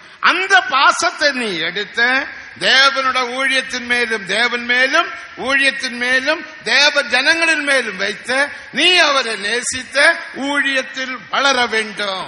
So when we consider parents and children, suppose a brother comes for the ministry, to hate his parents means he should not literally hate them. To hate means between a mother and his son there is a bonding, there is an affection, there is a relationship, and that bonding and affection is supposed to be hated, and he must take all the love and affection that once he had upon his mother or father and give it to God, towards the ministry of God and towards the people of God. And this is the meaning of hate. You must understand this correctly. You must not speak evil of this consecration. ద్వేషించటం అంటే దానికి ఒక భావం అర్థము కలదు. ఒకరు సేవకు వస్తే వారికి తల్లి ఉన్నట్లయితే వారి ఇద్దరి మధ్యలో తల్లి కుమారుడినే ప్రేమ, అనురాగాలు, బంధం వారిలో కలదు. వారు సేవకు వచ్చిన తర్వాత అక్షరార్థంగా ద్వేషించడం కాదు, కానీ వారిలో ఉన్నటువంటి ఈ బంధమును వారు తెంచివేసి ద్వేషించి ఆ ప్రేమను, అనురాగాలను, ఆప్యాయతను దేవుని మీదను, దేవుని సేవని మీదను, దేవుని జనుల మీద ఉంచవలను. ఈ సత్యమును అర్థం చేసుకోవాలి. ఈ వాక్యమును గురించి తప్పైనటువంటి భావము గలవారుగా ఉండకూడదు. இந்த பற்றுதல், அன்பு, நேசம் என்பது இருதயத்தில் காணப்படுகிறது. ஆனபடியினால் இந்த பிரதிஷ்டை முதலாவது இருதயத்துக்குள் காணப்பட வேண்டும். All this bonding, affection and relationship between a mother and a son is seen in the heart, and therefore it is imperative that a consecration must be found in the heart. తల్లి కుమారుడు అనేటువంటి ఈ బంధవ్యము, ఈ అనురాగములు అనేది హృదయములో నుండి కలుగుచున్నది కనుక వారు హృదయములో నుండి దానిని ద్వేషించవలెను. இரண்டாவது, இந்த பிரதிஷ்டை என்பது அவனுடைய சரீரத்திலும் காணப்பட வேண்டும். அத 33ஆம் வசனத்தை வாசிக்கும் போது இவைகளெல்லாம் விட்டு நீ விடாவிட்டால் என்னோட சிக்ஷனம். அப்ப விட்டு விட வேண்டும், வீடு விட வேண்டும், வேலையை விட வேண்டும், பேங்கில் பணம் இருந்தால் அது விட வேண்டும், எல்லாவற்றையும் நீ விட்டு விட வேண்டும். அது சரீரத்தில் காணப்பட வேண்டிய பிரதிஷ்டை. Secondly, this consecration must be found in the body of a servant of God. That is what Luke 14:33 says, that he is supposed to forsake his all. He must literally forsake his family, his own place, his occupation, his money, all his bank balance, whatever he possessed in this world, he must forsake it literally, and that is what the consecration in his body. రెండవదిగా శరీర రీతిగా కూడా వీటిని ద్వేషించాలి. లూకా 14:33లో చెప్పబడినట్లుగా ఆ ప్రకారమే మీకులో కలిగిన అంత విడిచిపెట్టాలంటే శరీరీతిగా ఉన్నటువంటి వారిలో బ్యాంకులు ఉండే డబ్బు కానీ, వారి ఉద్యోగం కానీ, వారి శరీర ప్రకారమైన కార్యములన్నిటిని కూడా వారు ద్వేషించి విడిచిపెట్టవలను.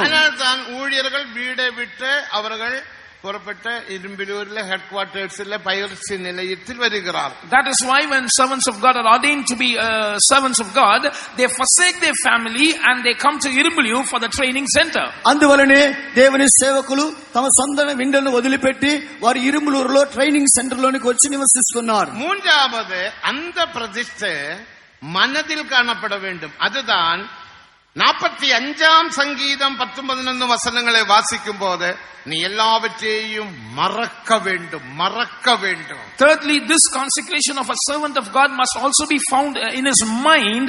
That is what is mentioned in Psalm 45 verses 10 and 11, that you must forget.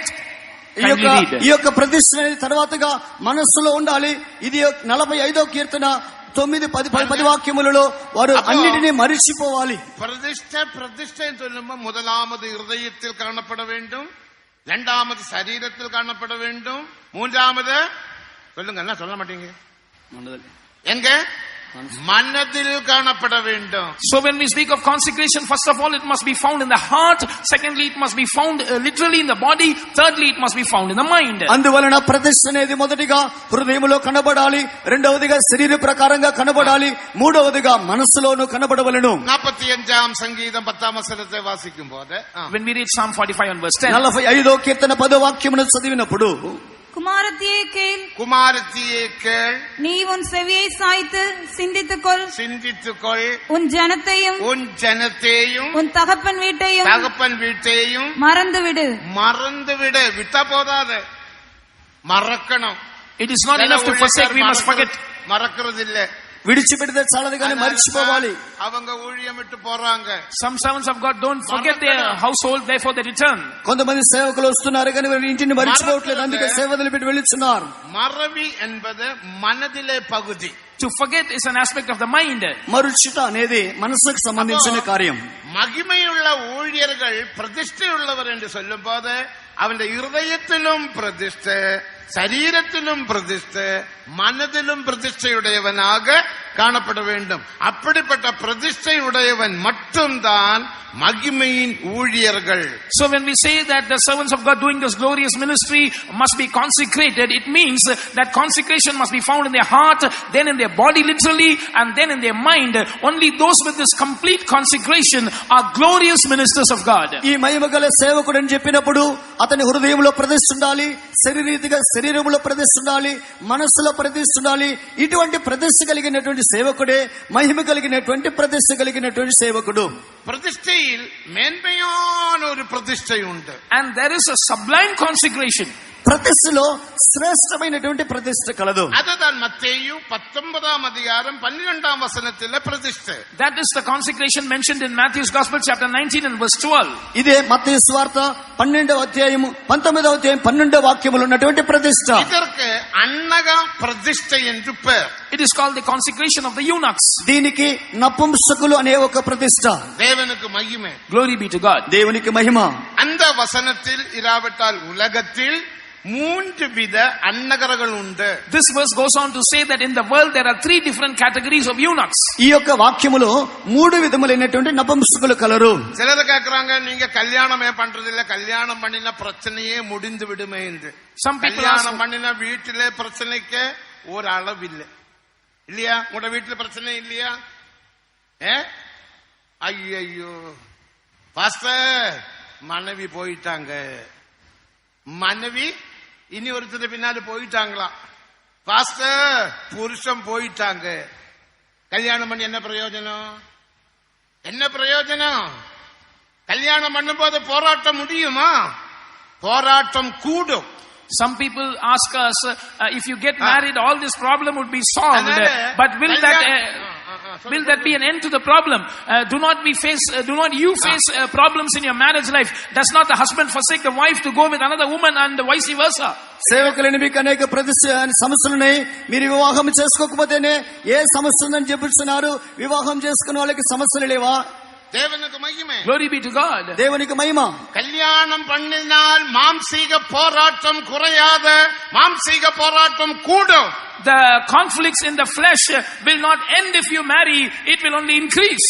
వివాహం చేసుకుంటే శరీర ప్రకారమైన పోరాటములు తగ్గిపోవు, కానీ అవి అధికంగా పెరుగుతూ ఉండును. ஏன் நாங்கள் கல்யாணம் பண்ணுகிறது இல்ல? Why don't we marry? ఎందుకొరకు మేము వివాహం చేసుకున్నట్టు లేదు? எங்களுக்கு பெண்ணு கிடைக்காதா? Will not we get a girl? మాకేం అమ్మాయి దొరకదా?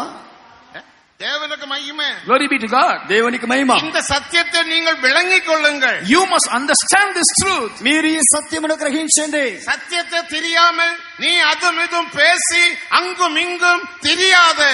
Without a proper knowledge of the truth, don't you dare to speak against the truth. సత్యమును సరైన రీతిలో ఎరగకుండా అక్కడెక్కడ మాట్లాడుతూ తిరగకూడదు. சத்தியத்தையும் அறிவீர்கள், சத்தியம் உங்களை விடுதலையாக்கும். And ye shall know the truth, and the truth shall set you free. సత్యమును ఎరుగుదురు, సత్యమే మిమ్మల్ని స్వతంత్రులుగా చేయును. நாங்கள் விவாகம் செய்யாமல் இருப்பது ஒரு சத்தியம். We remaining unmarried is a truth.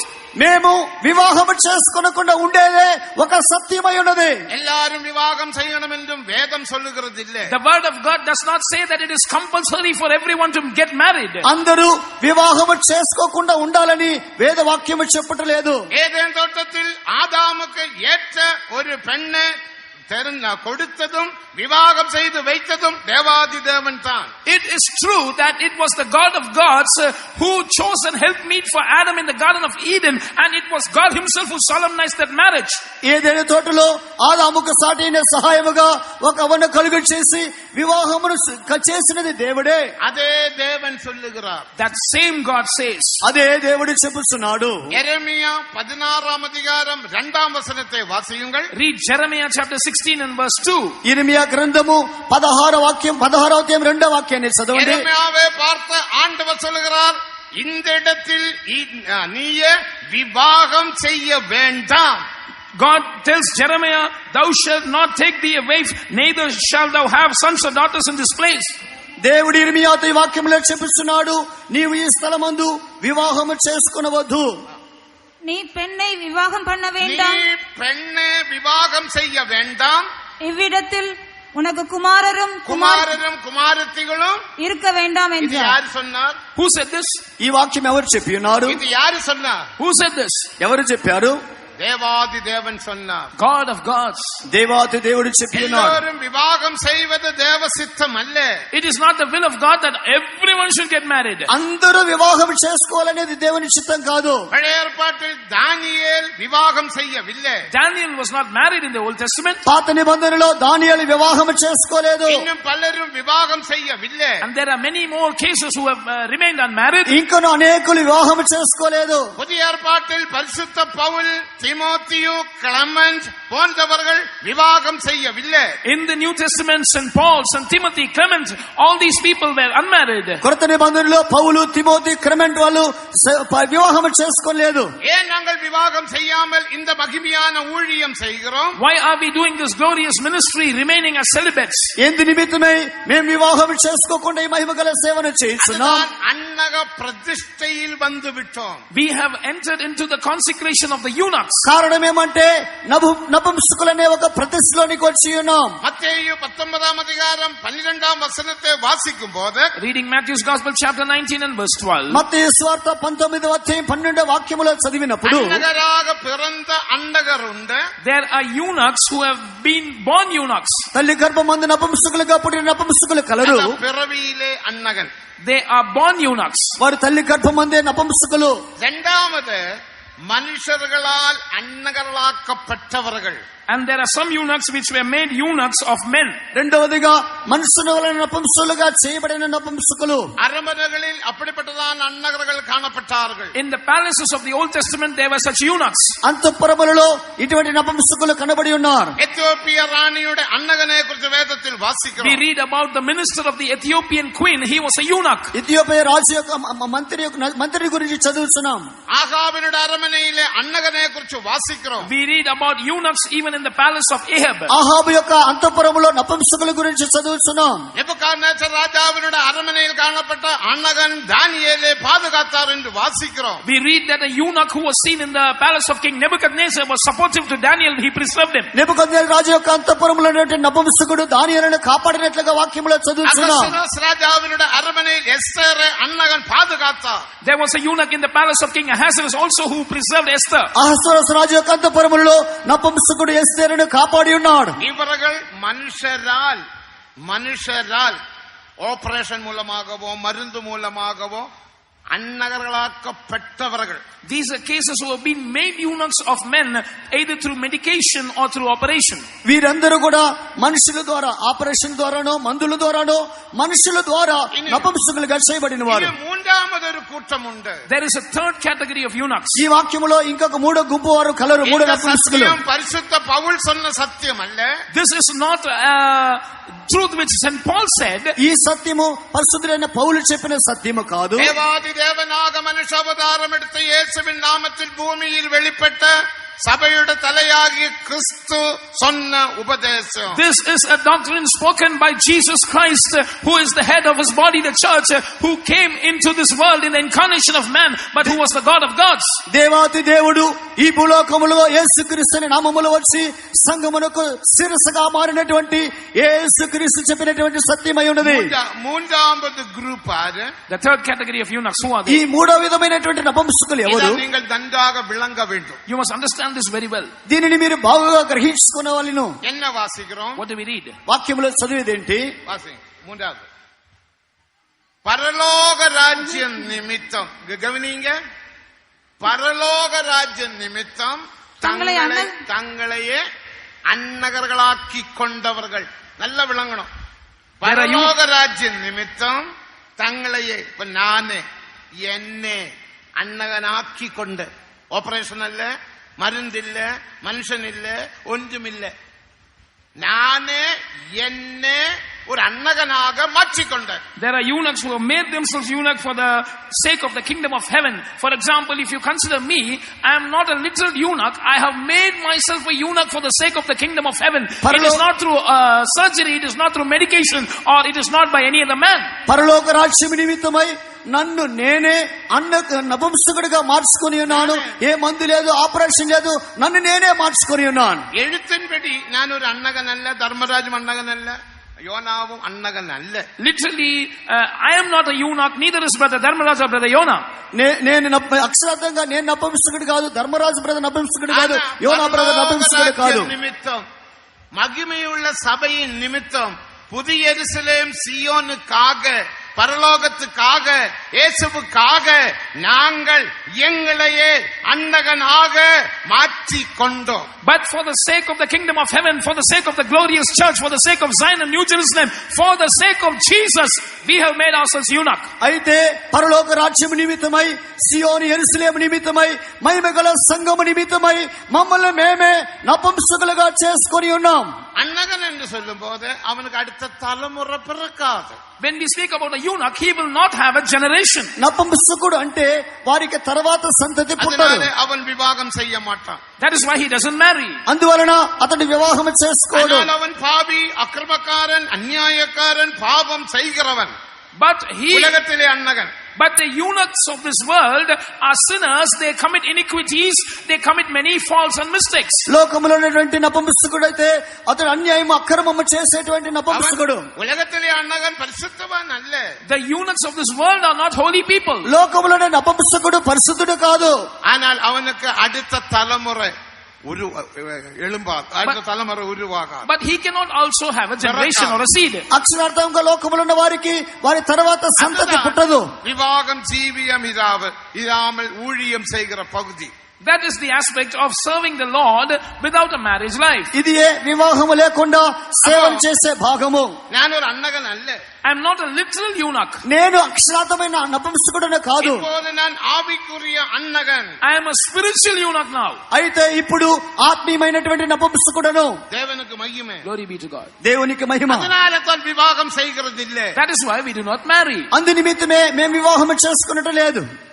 எப்படி என்னை நான் அண்ணகனாக மாற்றிக்கொண்டேன்? How did I make myself to be a eunuch? నన్ను నేనే ఏ విధముగా నపుంసకునిగా మార్చుకొని ఉన్నాను? பிரதிஷ்டையினால் என்னை நான் அண்ணகனாக மாற்றிக்கொண்டேன். By consecration I made myself a eunuch. ప్రతిష్ఠ ద్వారా నన్ను నేనే నపుంసకునిగా చేసుకొని ఉన్నాను. நான் தேவனிடத்தில் ஒரு பிரதிஷ்டை செய்தேன். I made a consecration with the Lord. నేను దేవుని యొద్ద ఒక ప్రతిష్ఠ చేసి ఉన్నాను. விவாக ஜீவியம் இல்லாமல் நான் உம்மது ஊழியம் செய்வேன். Without entering into a marriage life, I will serve you. వివాహ జీవితము లేకుండా నేను నీకు సేవను చేయుదును. தேவனுக்கு மகிமை. Glory be to God. దేవునికి మహిమ. நான் தேவனிடத்தில் செய்த உடன்படிக்கை. This is a covenant which I made with my God. ఇదే నా దేవునితో నేను చేసిన నిబంధన. எந்த உடன்படிக்கைக்கு ஏற்றபடி தேவன் எனக்கு நித்திய ராஜ்யத்தை கொடுப்பார் என்று எசையா 56 அதிகாரம் 4-5 வசனங்களை வாசிக்கிறோம். Reading Isaiah chapter 56 verses 4 and 5, we read that according to the covenant which I have made with the Lord would give me a place in his eternal kingdom. నా నిబంధనను బట్టి నాకు పరలోక రాజ్యమును దేవుడు అనుగ్రహించినని యెషయా 56 వాక్యము 6 వాక్యములో చదువుతున్నాం. Please read verse 5 alone. நான் அவர்களுக்கு என் ஆலயத்திலும் என் ஓய்வு நாட்களை ஆசரித்து அண்ணகன் நான் செய்ய வேண்டியதான ஒரு காரியம், என் ஓய்வு நாட்களை நான் ஆசரிக்க வேண்டும். As a eunuch, what I am supposed to do? I am supposed to observe my Sabbaths. పరలోక రాజ్యం నిమిత్తం నపుంసకుడే నేను చేయవలసినది విశ్రాంతి దినాన్ని ఆచరించాలి. పడుతు పారుంగ. Read Isaiah chapter 56 verses 4. యెషయా 56 4వ వాక్యాన్ని చదవండి. ஓய்வு நாட்களை ஆசரித்து எனக்கு இஷ்டமானவைகளை தெரிந்து கொண்டு எனக்கு தேவனுக்கு இஷ்டமானவர்களை நான் தெரிந்து கொண்டு என் உடன்படிக்கையை பற்றிக் கொள்ளுகிற அன்னகர்களை குறித்து கர்த்தர் சொல்லுகிறது என்னவென்றால், நான் அவர்களுக்கு என் ஆலயத்தில் என் மதில்களுக்குள்ள இருக்கிற குமாரன் குமாரத்திகள் இடத்தை பார்க்கிலும் கீர்த்தியை பார்க்கிலும் மேன்மையான கீர்த்தியையும் நித்திய கீர்த்தியையும் மேன்மையான இடத்தையும் என்றும் அழியாத நித்திய நாமத்தையும் கொடுப்பேன். For thus saith the Lord unto the eunuchs that keep my Sabbaths and choose the things that please me and take hold of my covenant, even unto them will I give in mine house and within my walls a place and a name better than that of sons and of daughters. I will give them an everlasting name that shall not be cut off. 56 4-5 వాక్యాల్లో నేను నియమించిన విశ్రాంతిని ఆచరించి నాకు ఇష్టమైనది కోరుకొంచు నా నిబంధన ఆధారం చేసుకొనుచున్న శనిల గురించి యెహోవా ఇలాగ సెలవిస్తున్నాడు, నా ఇంటిని నా ప్రాకారంలో ఒక భాగం వారికి ఇచ్చేదను, కొడుకులు కూతులు అనిపించుకున్నటి కంటే శ్రేష్టమైన పేరు వారికి పెట్టుచు కొట్టివేయబడిన నిత్య పేరును వారికి పెట్టుచున్నాను. పరలోకములో ఒక దేవాలయం ఉంది. There is a temple in heaven. పరలోకమందును దేవుని ఆలయము కలదు. ఒక మదిలు ఉంది. It has a wall. దానికి ఒక ప్రాకారము కలదు. మదిలానది అస్థివారத்திலிருந்து எழும்பின మదిల్. That wall has risen from its foundations. ఆ ప్రాకారం అనేది పునాదుల నుండి లేపబడిన ప్రాకారం. வெளிப்படுத்துதல் 21 அதிகாரம் 16 வசனத்தின்படி 12000 சாதி அளவு. According to Revelation chapter 21 and verse 16, its measure is 12,000 furlongs. ప్రకటన గ్రంథం 21:16 వాక్యం వరకు 7,000 కొలుసులు. మదిలుகளுக்குள்ள కుమారులు కుమార్తెలు ఉండే. And within that walls are found sons and daughters. ఆ ప్రకారములో కుమారులు కుమార్తెలు కలరు. యార్ ఇంద కుమారులు కుమార్తెలు? Who are these sons and daughters? ఎవరు ఈ కుమారులు కుమార్తెలు? పழைయ ఏర్పాటు పరిశుద్ధవాన్கள் அல்ல. They are not the Old Testament saints. వీరు పాత నిబంధన పరిశుద్ధులు కాదు. 2 కొరింథీయర్ 6 அதிகாரம் 16-17 వచనங்களை వాసిக்கும்போது, when we read 2 Corinthians chapter 6 verses 16 and 17, 2 కొరింథీ 6:16-17 వాక్యములు చదివినప్పుడు, அசுத்தமானதை தொடாதே புறப்பட்டு போருங்கள், அப்பொழுது நான் உங்களுக்கு பிதாவாகவும் நீங்கள் எனக்கு குமாரரும் குமாரத்திகளுமாயிருக்கும்.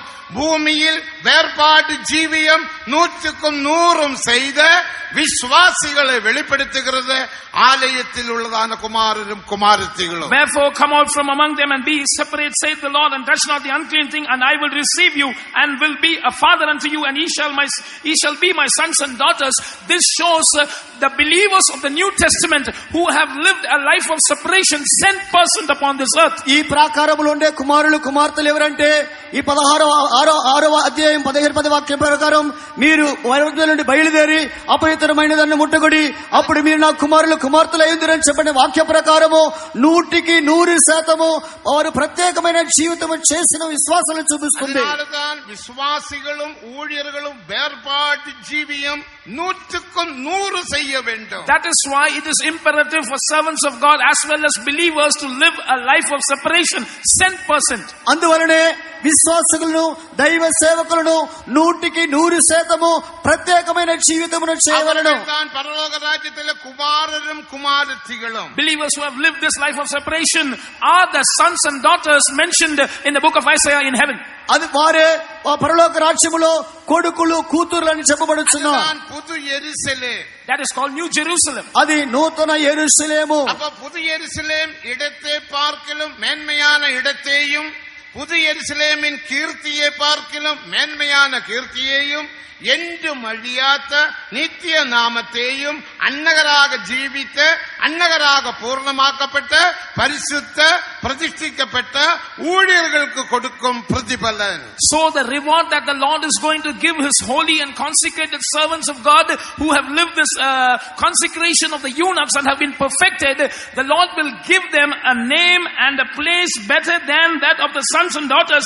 He will also give them an everlasting name that shall not be cut off. కొడుకులు కూతుర్లను చెప్పబడేటువంటి ఈ విధమైనటువంటి విశ్వాసులు ఉన్నటువంటి శ్రేష్టమైనటువంటి పేరు కంటును కీర్తి కంటును నిత్యమైన పేరును కీర్తిని నపుంసకులుగా జీవించినటువంటి దైవ సేవకులకు ఇవ్వబడుతున్నది. ஊழியர்கள் பிரதிஷ்டையை பாதுகாக்க வேண்டும். Servants of God must preserve their consecration. దైవ సేవకులు ప్రతిష్టను కాపాడుకొనవలెను.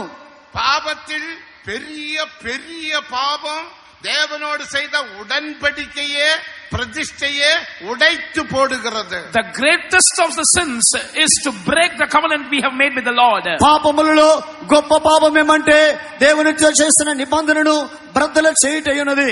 இங்க ஊழியம் செய்யாவிட்ட பரவாயில்ல, அங்க போய் ஊழியம் செய்யலாம் என்று சொல்லி தேவனோடு பிரதிஷ்டை செய்த அருமையான ஊழியர்களே, உங்களை நீங்கள் காத்துக்கொள்ள வேண்டும். இந்த பிரதிஷ்டையை உடைத்து போட்டால் அது பெரிய பாவம் என்று லூக்கா 9:62 வாசிக்கிறோம். Servants of God, you must preserve yourselves in this consecration very diligently.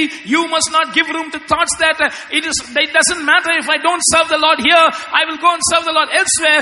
Saying so, if you break your covenant, it is the greatest of the sins as per Luke 9:62. ఈ స్థలంలో కాకపోతే ఇక్కడ నుండి బయటికి పోయి సేవ చేసుకున్నదని చెప్పుచు దేవునితో చేసిన ప్రతిష్టను నిబంధనను మీరు బ్రద్దలు చేసినట్లయితే అదే పాపములో గొప్ప పాపమని లూకా 9:62 వాక్యములో చెప్పబడుతున్నది. அந்த இடத்துல என்ன வாசிக்கிறோம்? கலப்பைக்கு கரங்களை வைத்த பிறகு பின்னிட்டு பார்க்கிற எவனும் தேவ ராஜ்யத்துக்கு தகுதியுள்ளவன் அல்ல. வாசிங்க. That verse says no.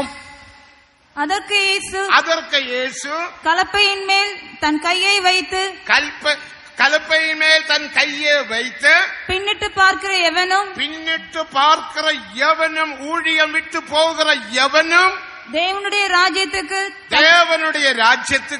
தகுதியுள்ளவன் அல்ல என்றார். தகுதியுள்ளவன் அல்ல. And Jesus said unto him, no man having put his hand to the plow and looking back is fit for the kingdom of God. యేసు నాగట మీద చేయబట్టి వెనుక తట్టు చూస్తూ వాడెవడును దేవుని రాజ్యమునకు పాత్రుడు కాడు. பிரசங்கி 10:8 வாசிக்கும் போது, reading Ecclesiastes chapter 10 and verse 8, ప్రసంగి 10:8 వాక్యమును చదివినప్పుడు, అడపే పిడుంగరవనే పాంపు కటిக்கும். He that breaketh the wall, the serpent shall bite him. కంచెను కొట్టువానిని పాము కరుచును. ஏவாளும் ஆதாமும் அடப்பை பிடுங்கினான், பாம்பு கடித்தான்.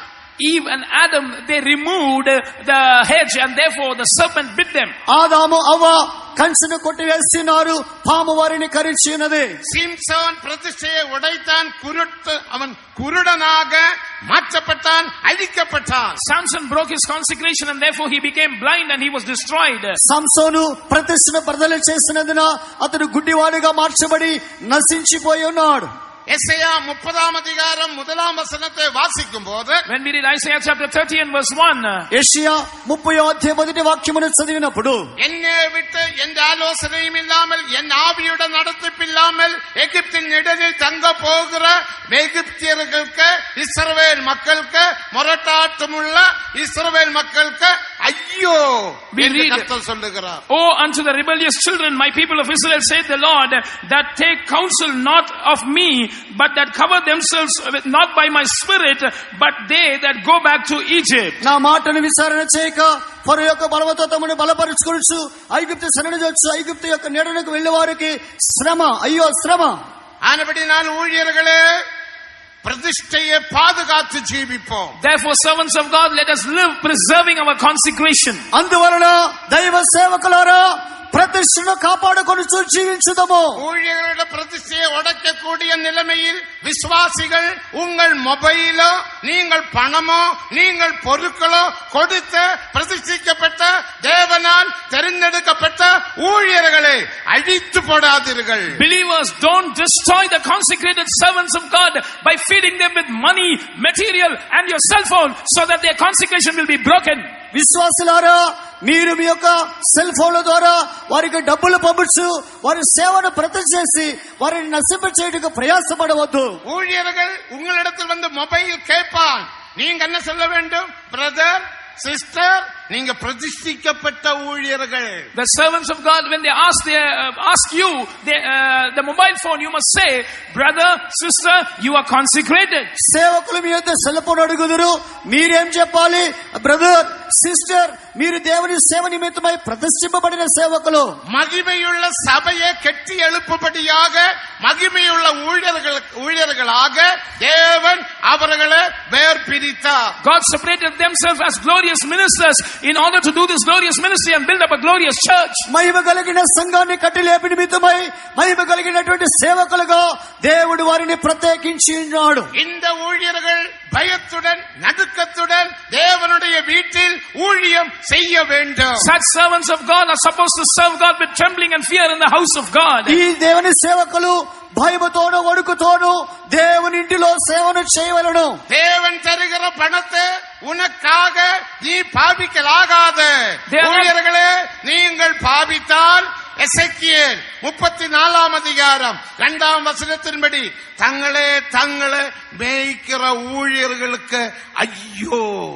Servants of God are not supposed to use the money that God gives them for the purpose of the ministry for their personal use.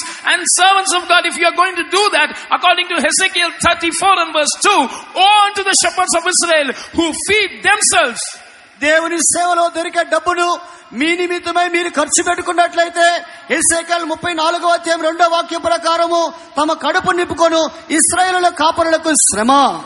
தங்களை மேய்க்கிற மேய்ப்பனுக்கு ஊழியர்களுக்கு ஐயோ என்று ஆண்டவர் சொன்னார். அதனால தான் அவர்கள் ஊழியம் விட்டு போகிறார்கள். 10ஆம் வசனம் வாசிங்க, 2:10 வாசியுங்கள். Read Ezekiel 34, 2 and 10.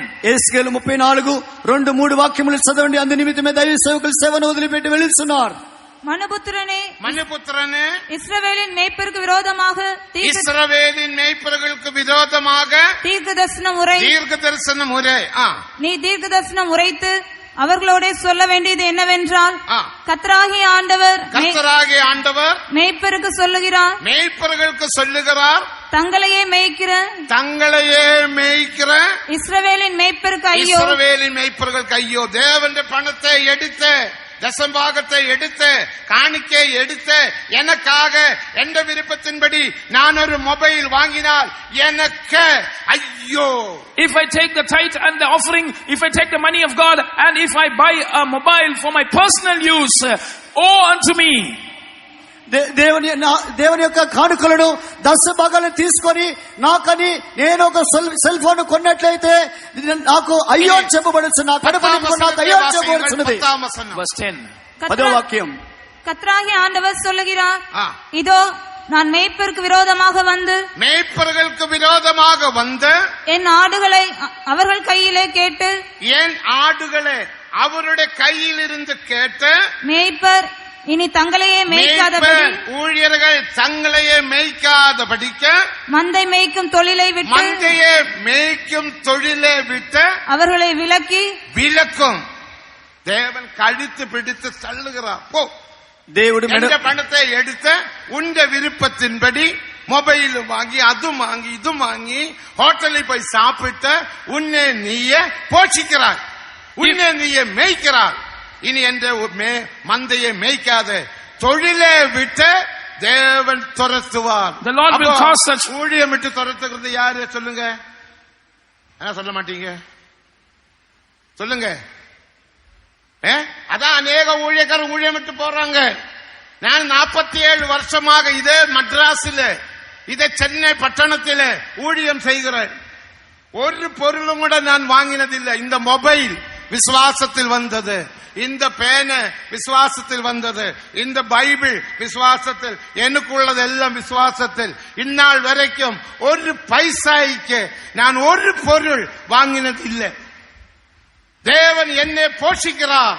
47 வருஷமாக இதே சென்னை பட்டணத்தில் நீங்களும் உங்கள் மத்தியில சாட்சியாக ஜீவிக்கிறேன். நான் எங்கேயாவது ஹோட்டலில் சாப்பிட்டது பார்த்தவங்க இருந்தால் கரங்களை ஒருத்தர் அல்லேலியா சொல்லுங்க. என்ன சொல்ல மாட்டீங்க? தேவனுக்கு மகிமை. அதான் ஊழியர், இதான் மகிமையின் ஊழியர். இது விளையாட்டல்ல, மகிமையின் ஊழியம், மகிமையின் சபை உருவாக்கும்படி மகிமையின் தேவன் பூமியில் வந்து மகிமையின் ஊழியர்களை தெரிந்தெடுத்தார். அவர்களை கெடுக்காதீர்கள். So, according to Ezekiel 34:10, why certain servants of God are leaving the ministry? No one is thrusting them out. The Lord is causing them to cease from the work of feeding the flock and is driving them out because they have been using the money of God to buy certain things for their personal use. I have been serving in the same Chennai city. I am a witness, living witness in front of you. I have never used the money of God for my personal use. All that belongs to me, including my Bible, my mobile and my clothes, have come through faith, and I have never gone and ate in a hotel. You are all witnesses for that. So this ministry is not a joke to be played with. God of glory came down to this world. He established this glorious ministry in order to form a glorious church, and He has appointed glorious ministry to do that work of building the glorious church. Ezekiel 34:10 వాక్యం ప్రకారము అనేక మంది దైవ సేవకులు దేవుని యొక్క కానుకలను దశంభాగాలు తీసుకొని తమ నిమిత్తమై ఖర్చు పెట్టుకొనుచు తన కడుపును నింపుకొనుచున్నారు. కనుకనే మందను మేపకుంటున్నట్లుగా దేవుడు వారిని పంపించుచున్నాడు. అందువలన సేవను వెలిపెట్టి పంపించేది దేవుడై ఉన్నాడు. నేను 47 సంవత్సరములు ఇదే మెడ్రాస్ పట్టణంలో సేవ చేయించున్నాను. నా నిమిత్తమై నేను ఏ సొంత వస్తువును కూడా కొనుక్కోలేదు. నాకున్నవన్నీ కూడా విశ్వాసంలో దొరికినవి. విశ్వాసంతోనే నేను ఈ జీవితం చేయించున్నానని మీ మధ్యలో నేను సాక్ష్యం చెప్పుచున్నాను.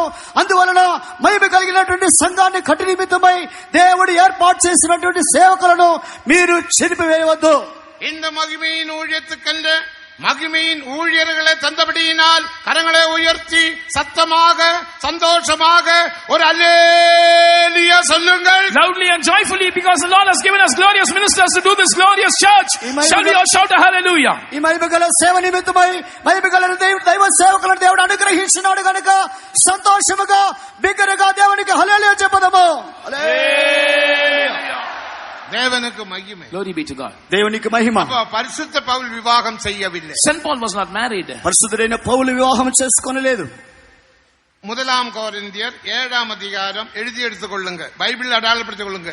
1 வசனம் 1 Corinthians chapter 7 verse 1. Note it in your Bible. మొదటి కొరింథీ 7వ అధ్యాయం మొదటి వాక్యము 8వ వచనం, Verse 8.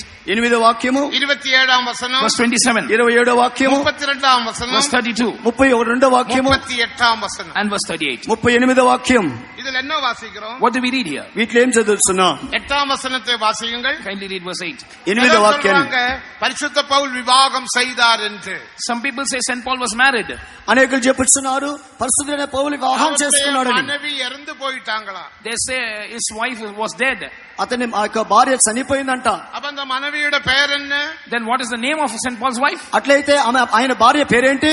அந்த சகோதரி எங்கே அடக்கம் செய்தார்கள்? Where was that sister buried? ఆ సహోదరుని ఎక్కడ భూస్థాపన చేసినారు? பரிசுத்த பவுல் சொல்லுகிறார், நான் விவாகம் செய்யவில்லை. St. Paul says, I am unmarried. పరిశుద్ధుడైన పౌలు చెప్పుచున్నాడు నేను వివాహం చేసుకొనలేదు. முதலாம் வசனத்தில் ஸ்திரீயே தொடாமல் இருப்பது மனுஷனுக்கு நல்லது. Verse 1 he says it is good for a man not to touch a woman. మొదటి వాక్యమందు స్త్రీని ముట్టకుండుట పురుషునికి మేలు. Please read verse 8. விவாகம் இல்லாதவர்களையும் நல்ல கவனிங்க. விவாகம் இல்லாதவர்களையும் கைம்பெண்களையும் குறித்து, கைப்பெண்களையும் விதவைகள் கைப்பெண்களையும் குறித்து, விவாகம் இல்லாதவரையும் கைப்பெண்களையும் குறித்து நான் சொல்லுகிறது என்னவென்றால், நான் சொல்லுகிறது பரிசுத்த பவுல் சொல்லுகிறது என்னவென்றால், அவர்கள் என்னை போல இருந்துவிட்டால், அவர்கள் என்னை போல இருந்துவிட்டால் அவர்களுக்கு நலமாயிருக்கும். நலமாயிருக்கும். I say therefore to the unmarried and widows, it is good for them if they abide even as I. పెళ్లి కాని వారితోను విధవరాళ్లతోను నేను చెప్పేది ఏమంటే నా వలె ఉండుట వారికి మేలు.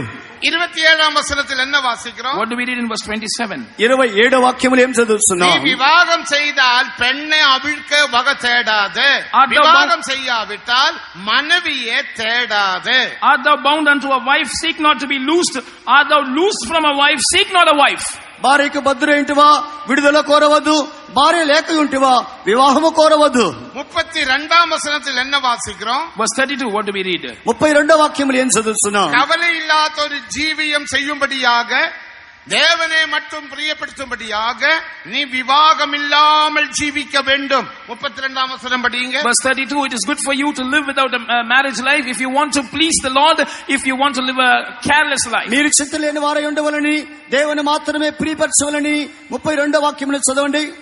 நீங்கள் கவலையற்றவர்களாய் இருக்க விரும்புகிறேன். கவலையற்றவர்களாய் இருக்க விரும்புகிறேன். விவாகம் இல்லாதவன் கர்த்தருக்கு எப்படி பிரியமாயிருக்கலாம் என்று, எப்படி பிரியமாயிருக்கிறான் என்றும், கர்த்தருக்குரியவைகளுக்காக கவலைப்படுகிறான். கர்த்தருக்குரியவைகளே அவன் கவலைப்படுகிறான். He that is unmarried careth for the things that belong to the Lord. மனைவியை குறித்து நாம் வாசிக்கிறோம். We read about a husband and wife. 38వ வசனம் வாசியுங்கள். Please read verse 38. 38వ వాక్యాన్ని చదవండి. இப்படி இருக்க அவளை விவாகம் பண்ணி கொடுக்கிறவனும் நன்மை செய்கிறான், விவாகம் பண்ணி கொடுக்கிறவன் நன்மை செய்கிறான், கொடாமல் இருக்கிறவனும் அதிக நன்மை செய்கிறான். விவாகத்துக்கு கொடாமல் இருக்கிறவன் அதிக நன்மை செய்கிறான். He that giveth his daughter in marriage doeth well, but he that giveth not her in marriage doeth better. తన కుమార్తెకు పెళ్లి చేయవాడు బాగా ప్రవర్తించున్నాడు, పెళ్లి చేయనివాడు మరి బాగా ప్రవర్తించున్నాడు. మేన్మయాన జీవియం. So a life without marriage is an excellent life. వివాహము చేయకుండా ఉండే జీవితమే శ్రేష్టమైన జీవితం. జీవితమే కవల ఇల్లాత జీవియం. So a life without marriage is actually a life without care. వివాహము లేని జీవితమే చింతలేనటువంటి జీవితం. వివాహమిల్లాత జీవితమే మగిழ்ச்சியின் సంతోషத்தின் జీవియం. So a life without marriage is a life full of happiness and joy. వివాహము లేని జీవితమే సంతోషము ఆనందము గల జీవితం.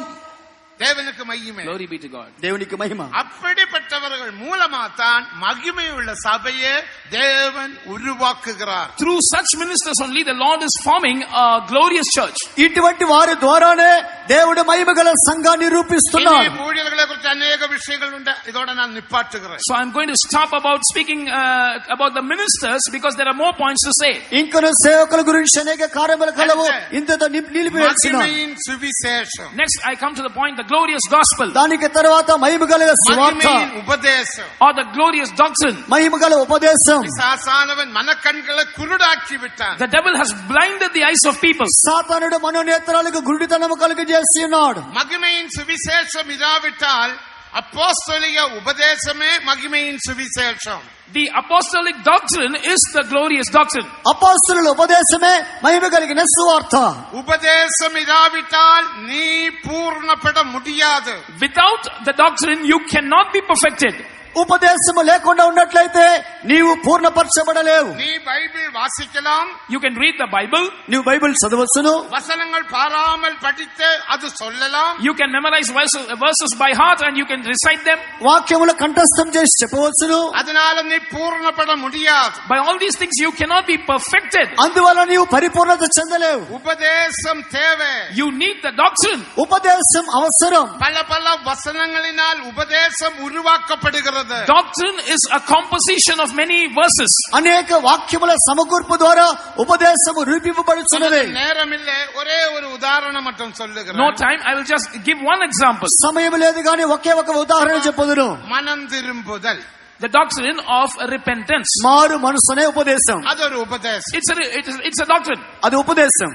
அப்ப மனம் திரும்புதல் என்ற விஷயத்தில் முதலாவது பாவ உணர்வு, மனஸ்தாபம், அறிக்கையிடுதல், திருப்பி கொடுக்கிறது, நீதீகரித்தல், பரிசுத்தமாக்கப்படுதல். So, in this doctrine of repentance, first of all, there is a conviction of sin, and there is a repentance, and there is a confession, and there is an aspect of restitution, and there is an aspect of reconciliation, and then justification and sanctification. ఈ మారు మనసు ఉపదేశములో హృదయములో కూర్చోబడిన గ్రహింపబడుట, పశ్చాత్తాపపడుట, పాపం ఒప్పుకోలు, తిరిగి ఇచ్చుట, సమాధానపడుట, నీతిమంతులుగా చేయబడుట, పరిశుద్ధపరచబడుట. மனம் திரும்புதல் என்ற முதலாம் படியான உபதேசத்தின் 7 படிகள். So, in this doctrine of repentance, which is the first of the doctrines, there are 7 steps. ఈ విధముగా మారు మనసు పొందే ఉపదేశముల్లో 7 మెట్లు. ஒருவன் மனம் திரும்ப வேண்டுமானால் முதலாவது அவனுக்குள் வர வேண்டியது பாவ உணர்வு. If a person has to repent, first of all, there must be a conviction of a sin in him. ఒకరు మారు మనసు పొందాలంటే వారిలో కలగవలసిన మొదటి కార్యము పాప గ్రహింపు. நான் பாவம் செய்தேனே, ஐயோ நான் பாவம் செய்தேனே என்ற ஒரு உணர்வு உண்டாகணும். Oh, I have done a sin, I have committed a sin. He must have this conviction in him. అయ్యో అయ్యో నేను పాపము చేశానని గ్రహింపు కలగాలి. இது எங்க வாசிக்கிறோம்? Where do we read about this? దీని గురించి ఎక్కడ చదువుతున్నాం? இது அப்போஸ்தல நடவடிக்கைகள் 2ஆம் அதிகாரம் 37ஆம் வசனத்தில் வாசிக்கிறோம். Acts 2:37, we read about this.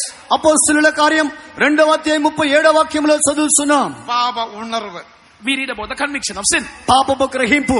அவர்கள் மனசாட்சியில் குத்தப்பட்டார்கள் என்று வாசிக்கிறோம். They were pricked in their conscience, we read. వారు తమ హృదయములో మనస్సాక్షిలో గుర్చబడి ఉన్నారని చదువుతున్నాం. இனி அடுத்த பாவ உணர்வுக்கு அடுத்து வேண்டியது மனஸ்தாபம். After this conviction, we need a repentance. పాపపు గ్రహింపు తర్వాత ఉండవలసినది పశ్చాత్తాపం. நான் ஒரு பாவி, Oh, I am a sinner. అయ్యో నేను ఒక పాపిని என்று சொல்லி அவன் மனஸ்தாபப்படணும். He must repent for his ఇలాగ sinful deeds. చెప్పి పశ్చాత్తాపడాలి. மனஸ்தாபத்துக்கு எங்க இருக்கு வசனம்? Where is the reference for this? పశ్చాత్తాపానికి వాక్యం ఎక్కడ ఉన్నది? 2 కొరింథీయర్ 7ఆம் அதிகாரம் 10ஆம் வசனம். 2 Corinthians chapter 7 and verse 10. 2 కొరింథీ 7:10 వాక్యం. தேவனுக்கு மகிமை. Glory be to God. దేవునికి మహిమ. அத தேவனுக்கேற்ற துக்கம் என்று அங்க வாசிக்கிறோம். We read about a godly sorrow. అది దైవ చిత్తానుసారమైన దుఃఖం. அப்படி மனஸ்தாபப்பட்ட பிறகு After having repented likewise, అలాగా పశ్చాత్తాపడిన తర్వాత அவன் அறிக்கையிடணும். we must confess it. అతడు పాపం ఒప్పుకోలు చేయాలి. அறிக்கையிடுதல் எங்க வாசிக்கிறோம்? Where do we read about confessing the sin? ఒప్పుకోలు గురించి ఎక్కడ చదువుతున్నాం? நீதிமொழிகள் 28ஆம் அதிகாரம் 13ஆம் வசனமும் 1 யோவான் 1ஆம் அதிகாரம் 8 9 வசனங்கள். Proverbs chapter 28 and verse 13, 1 John chapter 1 verses 8 and 9. నీ సామెతల గ్రంథం 28:13 వాక్యము, 1 యోహాను 1వ అధ్యాయం 8-9 వాక్యాలు. மாட்டான், அவர்கள் அறிக்கை செய்து விட்டு விடுகிறவனோ இரக்கம் பெறுவான். He that covereth his sin shall not prosper, but he that confesseth and forsaketh them shall have mercy. తన పాపములు మరుగు చేయవాడు వాడు వదలడు కానీ ఒప్పుకొని విడిచిపెట్టేవాడు కనికరం పొందును. தேவனுக்கு மகிமை. Glory be to God. பாருங்க, ஒரு உபதேசத்தை பாருங்க, நீ நன்றாக விளங்கிக் கொள்ளுங்க. Look at this doctrine of repentance. ஏதோ 10 வசனத்தை படிச்சிட்டு எனக்கு எல்லாம் தெரியும் என்று சொல்லி நீ பேசாம இருக்காதே. Just knowing 10 verses, you do not say that you know everything. ఉపదేశాన్ని గ్రహించండి. ఏదో 10 వాక్యాలు తెలిసిన తర్వాత నాకంతా తెలుసు అనుకోకూడదు. மனுஷன் தேவனை போல மகிமையுள்ளவனாக மாற்றப்பட முடியும் என்று 2 தீமோத்தேயு 3ஆம் அதிகாரம் 16-17 வசனங்களில் வாசிக்கிறோம். 2 Timothy chapter 3 verses 16 and 17 we read that only through the doctrine can a man be made perfect and attain the glory of God. ఉపదేశము ద్వారానే మనుషుడు పరిపూర్ణత చెందగలడని 2 తిమోతి 3వ అధ్యాయం 16-17 వాక్యంలో చదువుతున్నాం. இப்ப பாருங்க, மனம் திரும்புதல், பாப உணர்வு, மனஸ்தாபம், அறிக்கையிடுதல், 4ஆவது திருப்பி கொடுக்கிறதை குறித்து எங்க வாசிக்கிறோம்? எசேக்கியேல் 33ஆம் அதிகாரம் 14ஆம் வசனம் 14-15. So I am speaking about the doctrine of repentance as an example. It has 4 steps. Till now I have been saying about the conviction of sin and about repenting, about confessing. The 4th step is to give back, to restitute, and we read about that in Ezekiel chapter 33 verses 14-15. ఉపదేశం ఎట్ల గురించి చెప్పుచున్నాను. அடுத்து 5ஆவது உப்புரவாகணும் எங்க வாசிக்கிறோம்? மத்தேயு 5ஆம் அதிகாரம் 24-26 வசனம் முடிய. Fifthly, we must reconcile with one another. We read about that in Matthew chapter 5 verses 22-24. 5వ కార్యం సమాధానపడట మత్తయి 5 నుండి 26 వాక్యం నుండి 23 నుండి 26 వరకు. நீதிகரித்தல். Sixthly, being justified. நான் பாவி அல்ல என்றுள்ளதான ஒரு மகாபரிசுத்த விசுவாசம். You must get the most holy faith that I am no more a sinner. నీతిమంతునిగా తీర్చబడట నేను పాపి కాదు అనే పరిశుద్ధమైన విశ్వాసం. రోమర్ 4ஆம் அதிகாரம் 24ஆம் வசனம். In Romans chapter 4 verse 24 we read about that. రోమ 3వ అధ్యాయం 24వ వాక్యం. தேவனுக்கு மகிமை. Romans 3:24 sorry. பரிசுத்தமாக்கப்படுதல் அல்லது சுத்திகரிப்பு. Finally being sanctified. దానికి తరువాత పరిశుద్ధపరచబడుట ఎక్కడ చదువుతున్నాం? யோவான் 1ஆம் அதிகாரம் 7ஆம் வசனம். இயேசு கிறிஸ்துவின் இரத்தம் சகல பாவங்களையும் நீக்கி உங்களை சுத்திகரிக்கும். 1 John chapter 1 and verse 7 the blood of Jesus Christ his son cleanses us from all sin. మొదటి యోహాను 1వ అధ్యాయం 7వ వాక్యములో యేసు రక్తం ప్రతి పాపం నుండి మిమ్మల్ని శుద్ధీకరించి పవిత్రపరచును. இதுதான் உபதேசம். நீ விளங்கிக் கொள்ளுங்க. விளங்காமல் விளங்கியாச்சு சொல்லாத. ஒரு பழமொழி இருக்கு, விளங்காமல் விளங்கியாச்சுன்னு சொன்னா விளங்கியதும் விளங்காமல் போய்விடும், விளங்கியாச்சு. If you don't understand anything and say you understand, you will not even understand what you understood. Do you understand what I said? అర్థం కాని దాన్ని అర్థమైందని మీరు చెప్పినట్లే అర్థమైనది కూడా అర్థం కాకుండా పోతుంది. உபதேசம் படியுங்கள். So learn the doctrine. ఉపదేశాన్ని నేర్చుకోనండి. வேதத்துக்கு எவ்வளவு முக்கியத்துவம் உண்டோ அதே போல முக்கியத்துவம் உபதேசத்துக்கும் கொடுங்கள்.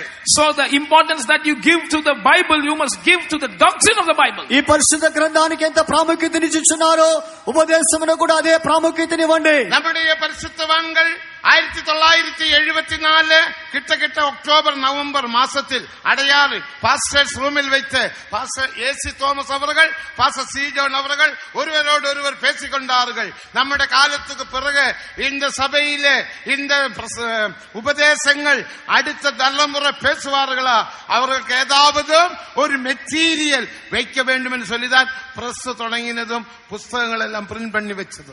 1974 in the month of October or November I think Pastor AC Thomas and Pastor C John who were former saints they were discussing in the pastor's blog build the generation to follow the next generation of the servants of God, speak the apostolic doctrine that the Lord has revealed to us, so we must give it to them in a written form, and it was resulted in the establishment of the press and the doctrine books. 14 விதமான உபதேச புத்தகங்கள் பிரஸில் உண்டு. 14 விதமான உபதேசங்கள். We have 14 doctrinal books in the press. 47 புத்தகங்கள். మొత్తం 48 పుస్తకములు కలవు, ఉపదేశ పుస్తకములు కలవు. சீக்கிரமா போய் வாங்கிக் கொள்ளுங்கள். You must purchase those doctrine books. త్వరగా పోయి కొనుక్కోండి. உபதேசம் படியுங்கள்.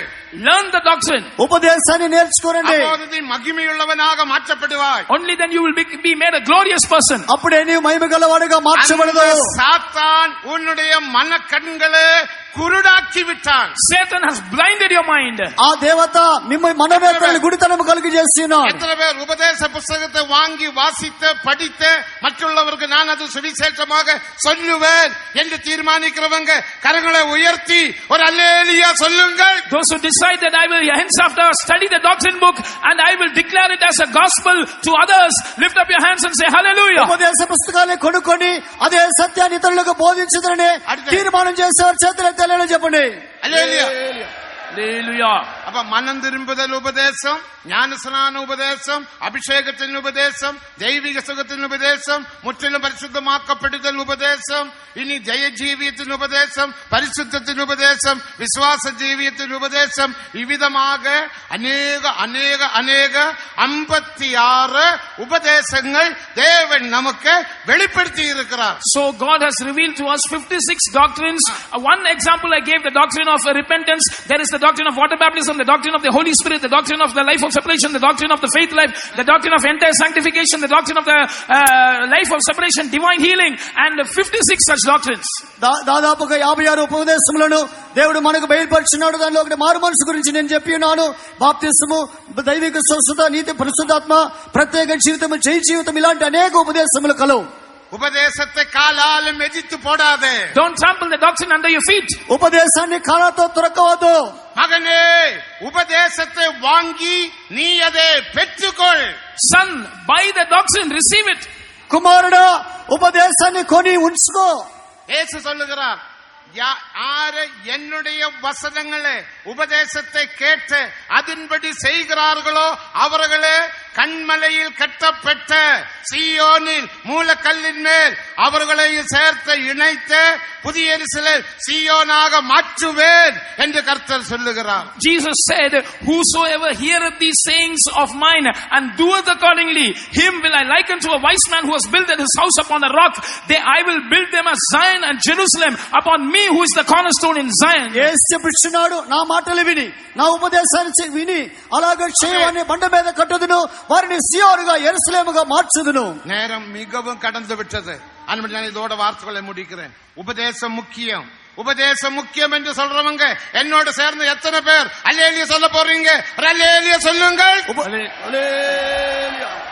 நாம் எல்லாரும் எழும்பி நிற்போமா? Shall we all stand up? మనమందరం లేచి ஒரு నిలబడదాం. 5 நிமிடம் மட்டும். Only 5 minutes. ఒక 5 నిమిషాలు. இவ்விதமான உபதேசத்தின்படி, இவ்விதமான மகிமையின் ஊழியமாகும்படி, அந்த மகிமையின் ஊழியத்தில் நானும் ஐக்கியப்பட்ட உபதேசத்தோடு ஐக்கியப்பட்டு ஜீவிக்க எனக்கு ஒரு கிருபையும், எனக்கு ஒரு அபிஷேகமும், எனக்கு ஒரு வெளிப்படுத்தலும் தாரும் என்று வாய் திறந்து கேளுங்கள். How many of you are going to ask for grace and revelation and anointing?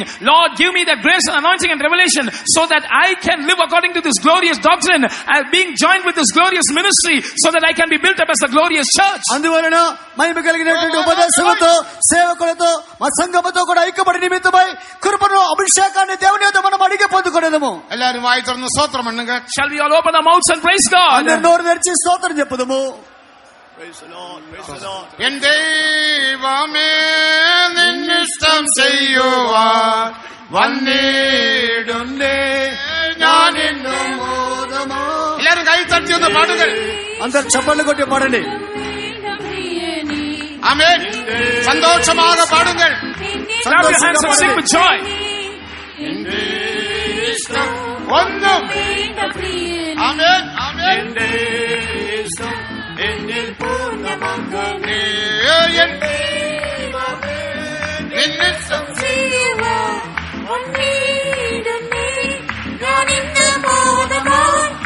Hallelujah. ആമേൻ.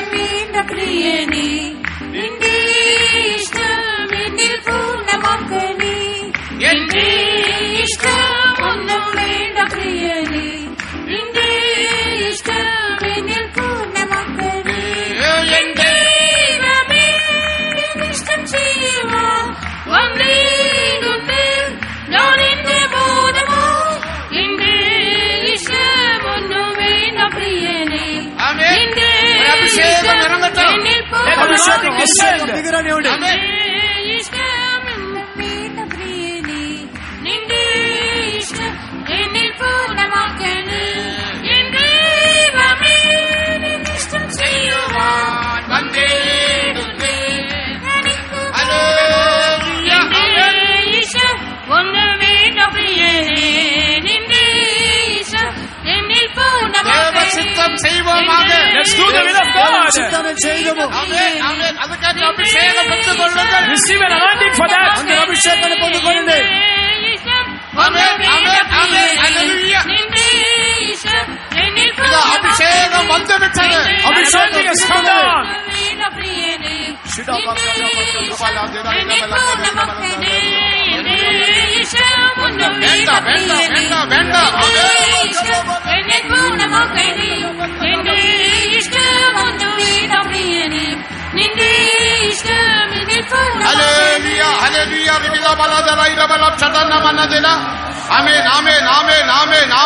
എല്ലാരും കരങ്ങളെ തട്ടി തട്ടി ആവി നിറമ്പുകൾ.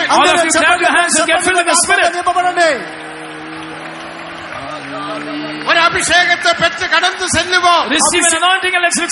അഭിഷേകാన్ని పొంది తిరిగి వెళ్ళదవో? രണ്ട് നിമിഷങ്ങൾ மட்டும். Just 2 more minutes. 2 నిమిషాలు మాత్రమే. ஆமென் ஆமென் ஆமென் ஆமென் ஆமென். மகிமையுள்ள சபையாக நாம் மாற்றப்பட வேண்டும். We must be made the glorious church. మనము మహిమగల సంఘముగా మార్చబడాలి. ஆமென் ஆமென். மகிமையின் ஆவியை பெற்றுக்கொள்ளுங்கள். Let's receive the spirit of glory. మహిమగల ఆత్మను పొందుకోరండి.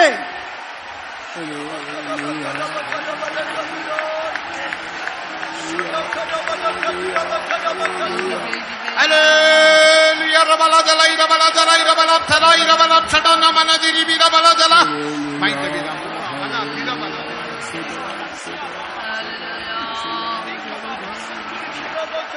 Ninde ishtamunnu vedapriyane ninde ishtam enil konamakane ninde ishtamunnu vedapriyane Amen amen. ninde ishtam enil konamakane ninde ishtamunnu vedapriyane ninde ishtam enil konamakane Hallelujah.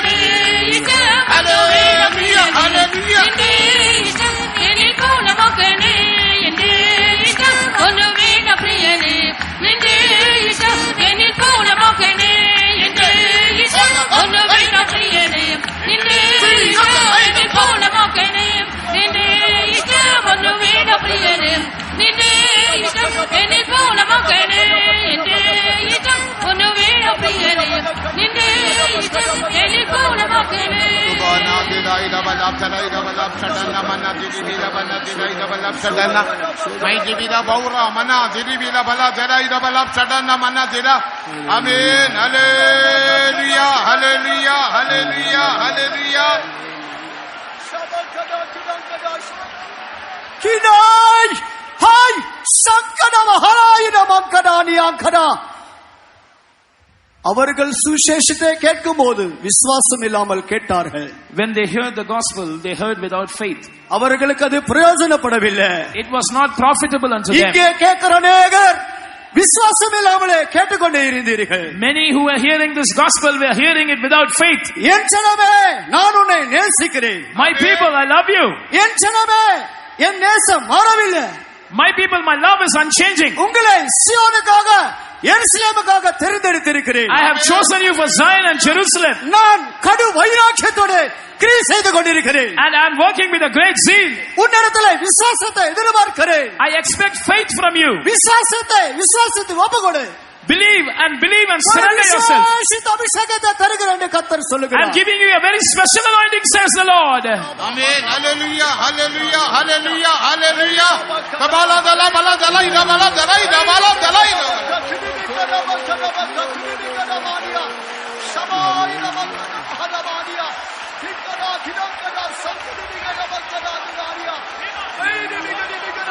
ഒരു എഴുപ്പതൽ ഉണ്ടാകട്ടെ.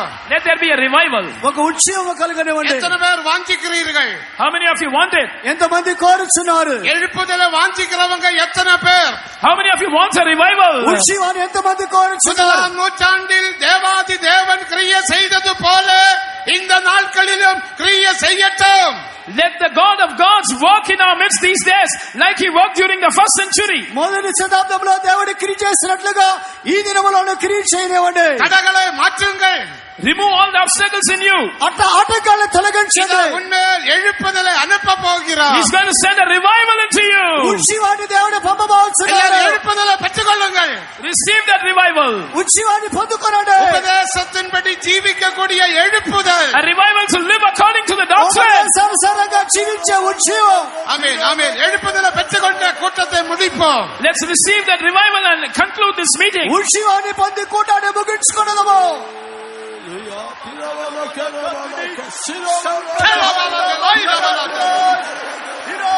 எழுப்புதல் எழுப்புதல் எழுப்புதல் எழுப்புதல் எழுப்புதல். ஆமென். வரும் கர்த்தாவே ஆவியின் எழுப்புதல் தாரும். கர்த்தாவே ஆவியின் எழுப்புதல் நேற்றில் அதிர்ந்து பாய்ந்திடவே பின்னாடியே இங்கே ஊற்றிடவே. ஆமென் ஆமென். கரங்களை தட்டி பாடுங்கள். எழுப்புதல் எழுப்புதல்.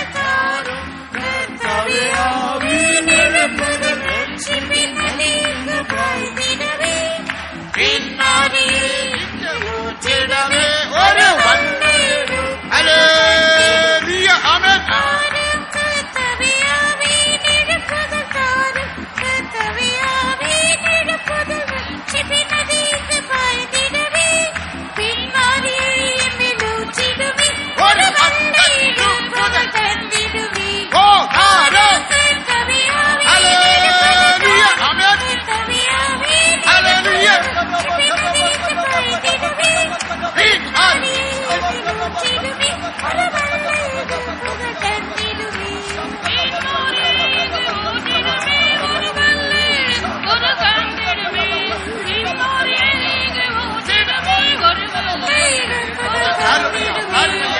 உபதேசத்தின் எழுப்புதல் உபதேசத்தின் எழுப்புதல் உபதேசத்தின் எழுப்புதல் உபதேசத்தின் எழுப்புதல்.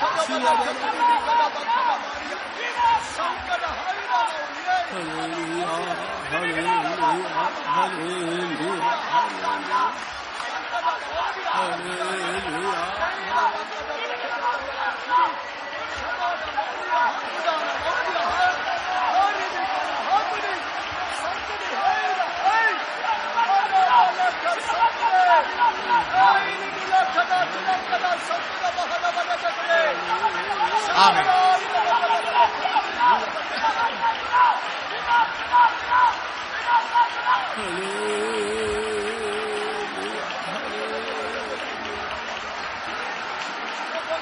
Praise. நாம் யாவரும் கர்த்தரை ஸ்தோத்திரம் பண்ணுவோம். Shall we all praise God? మనమందరం దేవునికి స్తోత్రం చెల్లించుదాము. ஸ்தோத்திரம் ஸ்தோத்திரம் ஸ்தோத்திரம் ஸ்தோத்திரம் ஸ்தோத்திரம் ஸ்தோத்திரம். நம்முடைய கன்வென்ஷனோட 4ஆம் நாள் மாலை கூட்டத்தை பொறுப்பெடுத்தார், ஆசீர்வதித்தார். ஸ்தோத்திரம் பண்ணுவோம். The Lord undertook and blessed the 4th evening of our convention. Shall we all praise God? ఈ 4వ దిన సాయంత్రం కూటాన్ని దేవుడు బాధ్యత వహించినందుకు కొరకై దేవునికి మనము స్తోత్రం చెల్లించుదాము. ஸ்தோத்திரம் ஸ்தோத்திரம் ஸ்தோத்திரம் ஸ்தோத்திரம் ஸ்தோத்திரம் ஸ்தோத்திரம் ஸ்தோத்திரம் ஸ்தோத்திரம் ஸ்தோத்திரம் ஸ்தோத்திரம். எல்லா துதி கன மகிமை கர்த்தருக்கு செலுத்தி ஸ்தோத்திரம் பண்ணுவோம். Giving all glory and honor and praise to God. Shall we all praise God? సమస్త స్తుతి ఘనత మహిమ త్రియక దేవునికి చెల్లించి మనము స్తోత్రం చెల్లించుదాము. ஸ்தோத்திரம் ஸ்தோத்திரம் ஸ்தோத்திரம் ஸ்தோத்திரம். பிதா குமாரன் பரிசுத்த ஆவியானவருக்காய் ஸ்தோத்திரம் பண்ணுவோம். Let's praise God the Father, God the Son and God the Holy Spirit. తండ్రి కుమార పరిశుద్ధాత్మ దేవునికి స్తోత్రం చెల్లించుదాము. நாம் ஜெபம் பண்ணுவோம். Shall we pray? அன்புள்ள ஆண்டவரே, இந்த நல்ல வேளைக்காய் நன்றியோடு துதிக்கிறோம் சுவாமி. இந்த 4வது நாள் கன்வென்ஷனை நீ கொண்டு வந்து இந்த மாலை வேளையில் நீங்களோட இடப்பட்டதுக்காய் நன்றியோடு துதிக்கிறோம். ஒவ்வொரு ஆவியினால் இறைத்து கத்தாவே அந்த ஆவியின் மூலமா ஆழமான ரகசியங்களை அறிந்து கொள்ளும்படியா நீங்களை தந்த சிலாக்கியத்துக்காக உண்மை நன்றியோடு வாழ்த்துறோம் கத்தாவே சுவாமி. அன்றைய வரைக்கு ஆயத்தவர்களாய் காணும்படியாக அன்றைய விதமாக கரைதிரை முதல் மகிமையுள்ள சபையில காணும்படியாக எங்களுக்கு தந்த இந்த உபதேசத்தின் ஊடாக கத்தாவே அமிதமாக மகிமையுள்ளதான ஊழியத்தின் நிமித்தமாக மகிமையுள்ள சபையின் நிமித்தமாக மகிமையுள்ளதான உபதேசத்தின் நிமித்தமாக அந்த மகிமையான வரைக்கு நீங்கள் ஆயத்தப்படுத்துறதுக்காக இப்படியாக கத்தாவே அன்னர்களாக நீ மாற்றி கத்தாவே எல்லாவற்றை விட்டு வெறுத்து இந்த ஊழியத்தை செய்து அநேகர் பல்லோர் ராஜ்யத்துக்கு ஆயத்தப்படுறதுக்காக நீ கிரி செய்து வர்றதுக்காக நன்றியோடு துதிக்கிறோம் சுவாமி. கேட்டதான வசனத்தின் மூலமாய் கத்தா ஒரு தங்களுடைய ஜீவங்களை சரிப்படுத்தி எப்படியாவது மகிமையின் வரியில காணும்படி ஒவ்வொரு ஆயத்தப்படுத்தும் வல்லமுள்ள கரத்துல தரம் எவருப்படும் எல்லா கனமையும் எடுத்துக்கொள்ளும் இயேசுவின் நல்ல நாமத்தில் கேட்கிறோம் பிதாவே. Lord Jesus, we thank you, Lord, even tonight for descending in all your glory. Yes, oh Lord, you're full of glory and you're revealing that glory, oh, through the glorious ministry.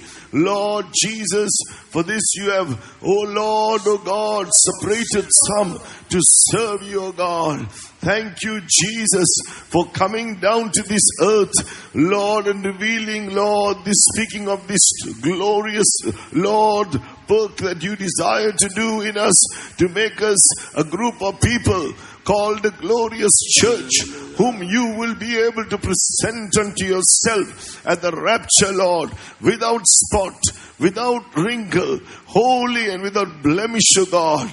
Yes, we are, Lord, desiring that work to be done in our lives. We know only such a group of people are going to be caught up at that secret rapture. Lord, we want to experience it. For that, Lord, you have given this glorious ministry. Oh, it is the ministration of the Spirit. Oh, that Old Testament ministry. Oh, that which was done by Lord Savior, which was revealed, the glory which was revealed through Moses was glorious. Then how much more is this New Testament ministry you spoke to us, Lord? Help us, O God, to understand, for you to do this work in us, you are holy. You who have called us, you are holy. Therefore, it is possible to make us such a group of people holy and without blemish, O God. Yes, the Lord, you have called us. You are faithful. Therefore, as you have called us, that we may be without, Lord, blame, holy, sanctified spirit, soul, and body, to make us perfect. You are faithful, and you will do it, O God. For that we are surrendering our lives into your hands, Lord. Thank you for this experience of repentance. Thank you for the experience of the truth of water baptism, for the Holy Spirit baptism, for bringing us into the fellowship, Lord, with such ministers who have consecrated their all to live this holy life, to live this celibate life, to live this faith life. Lord, the Savior, oh, declare this glorious gospel. We heard the God of this world is blinding the minds of them who do not believe. We want to know this glorious gospel. Oh, it is then through this doctrine we can be made perfect, O God. Only then we can be found, Lord, as that glorious church to meet you when you come. For all the precious truths you reveal to us tonight, we thank you and praise you. Continue to do this glorious work as we work out our last salvation with fear and trembling. Keep us ready for the glorious day of your appearing. In Jesus' precious name we pray. Amen. Amen. Now may the grace of our Lord Jesus Christ, the love of God the Father, and the sweet fellowship of the Holy Spirit rest and abide with each and every one of us until Jesus appears in all his glory. Amen. Hallelujah.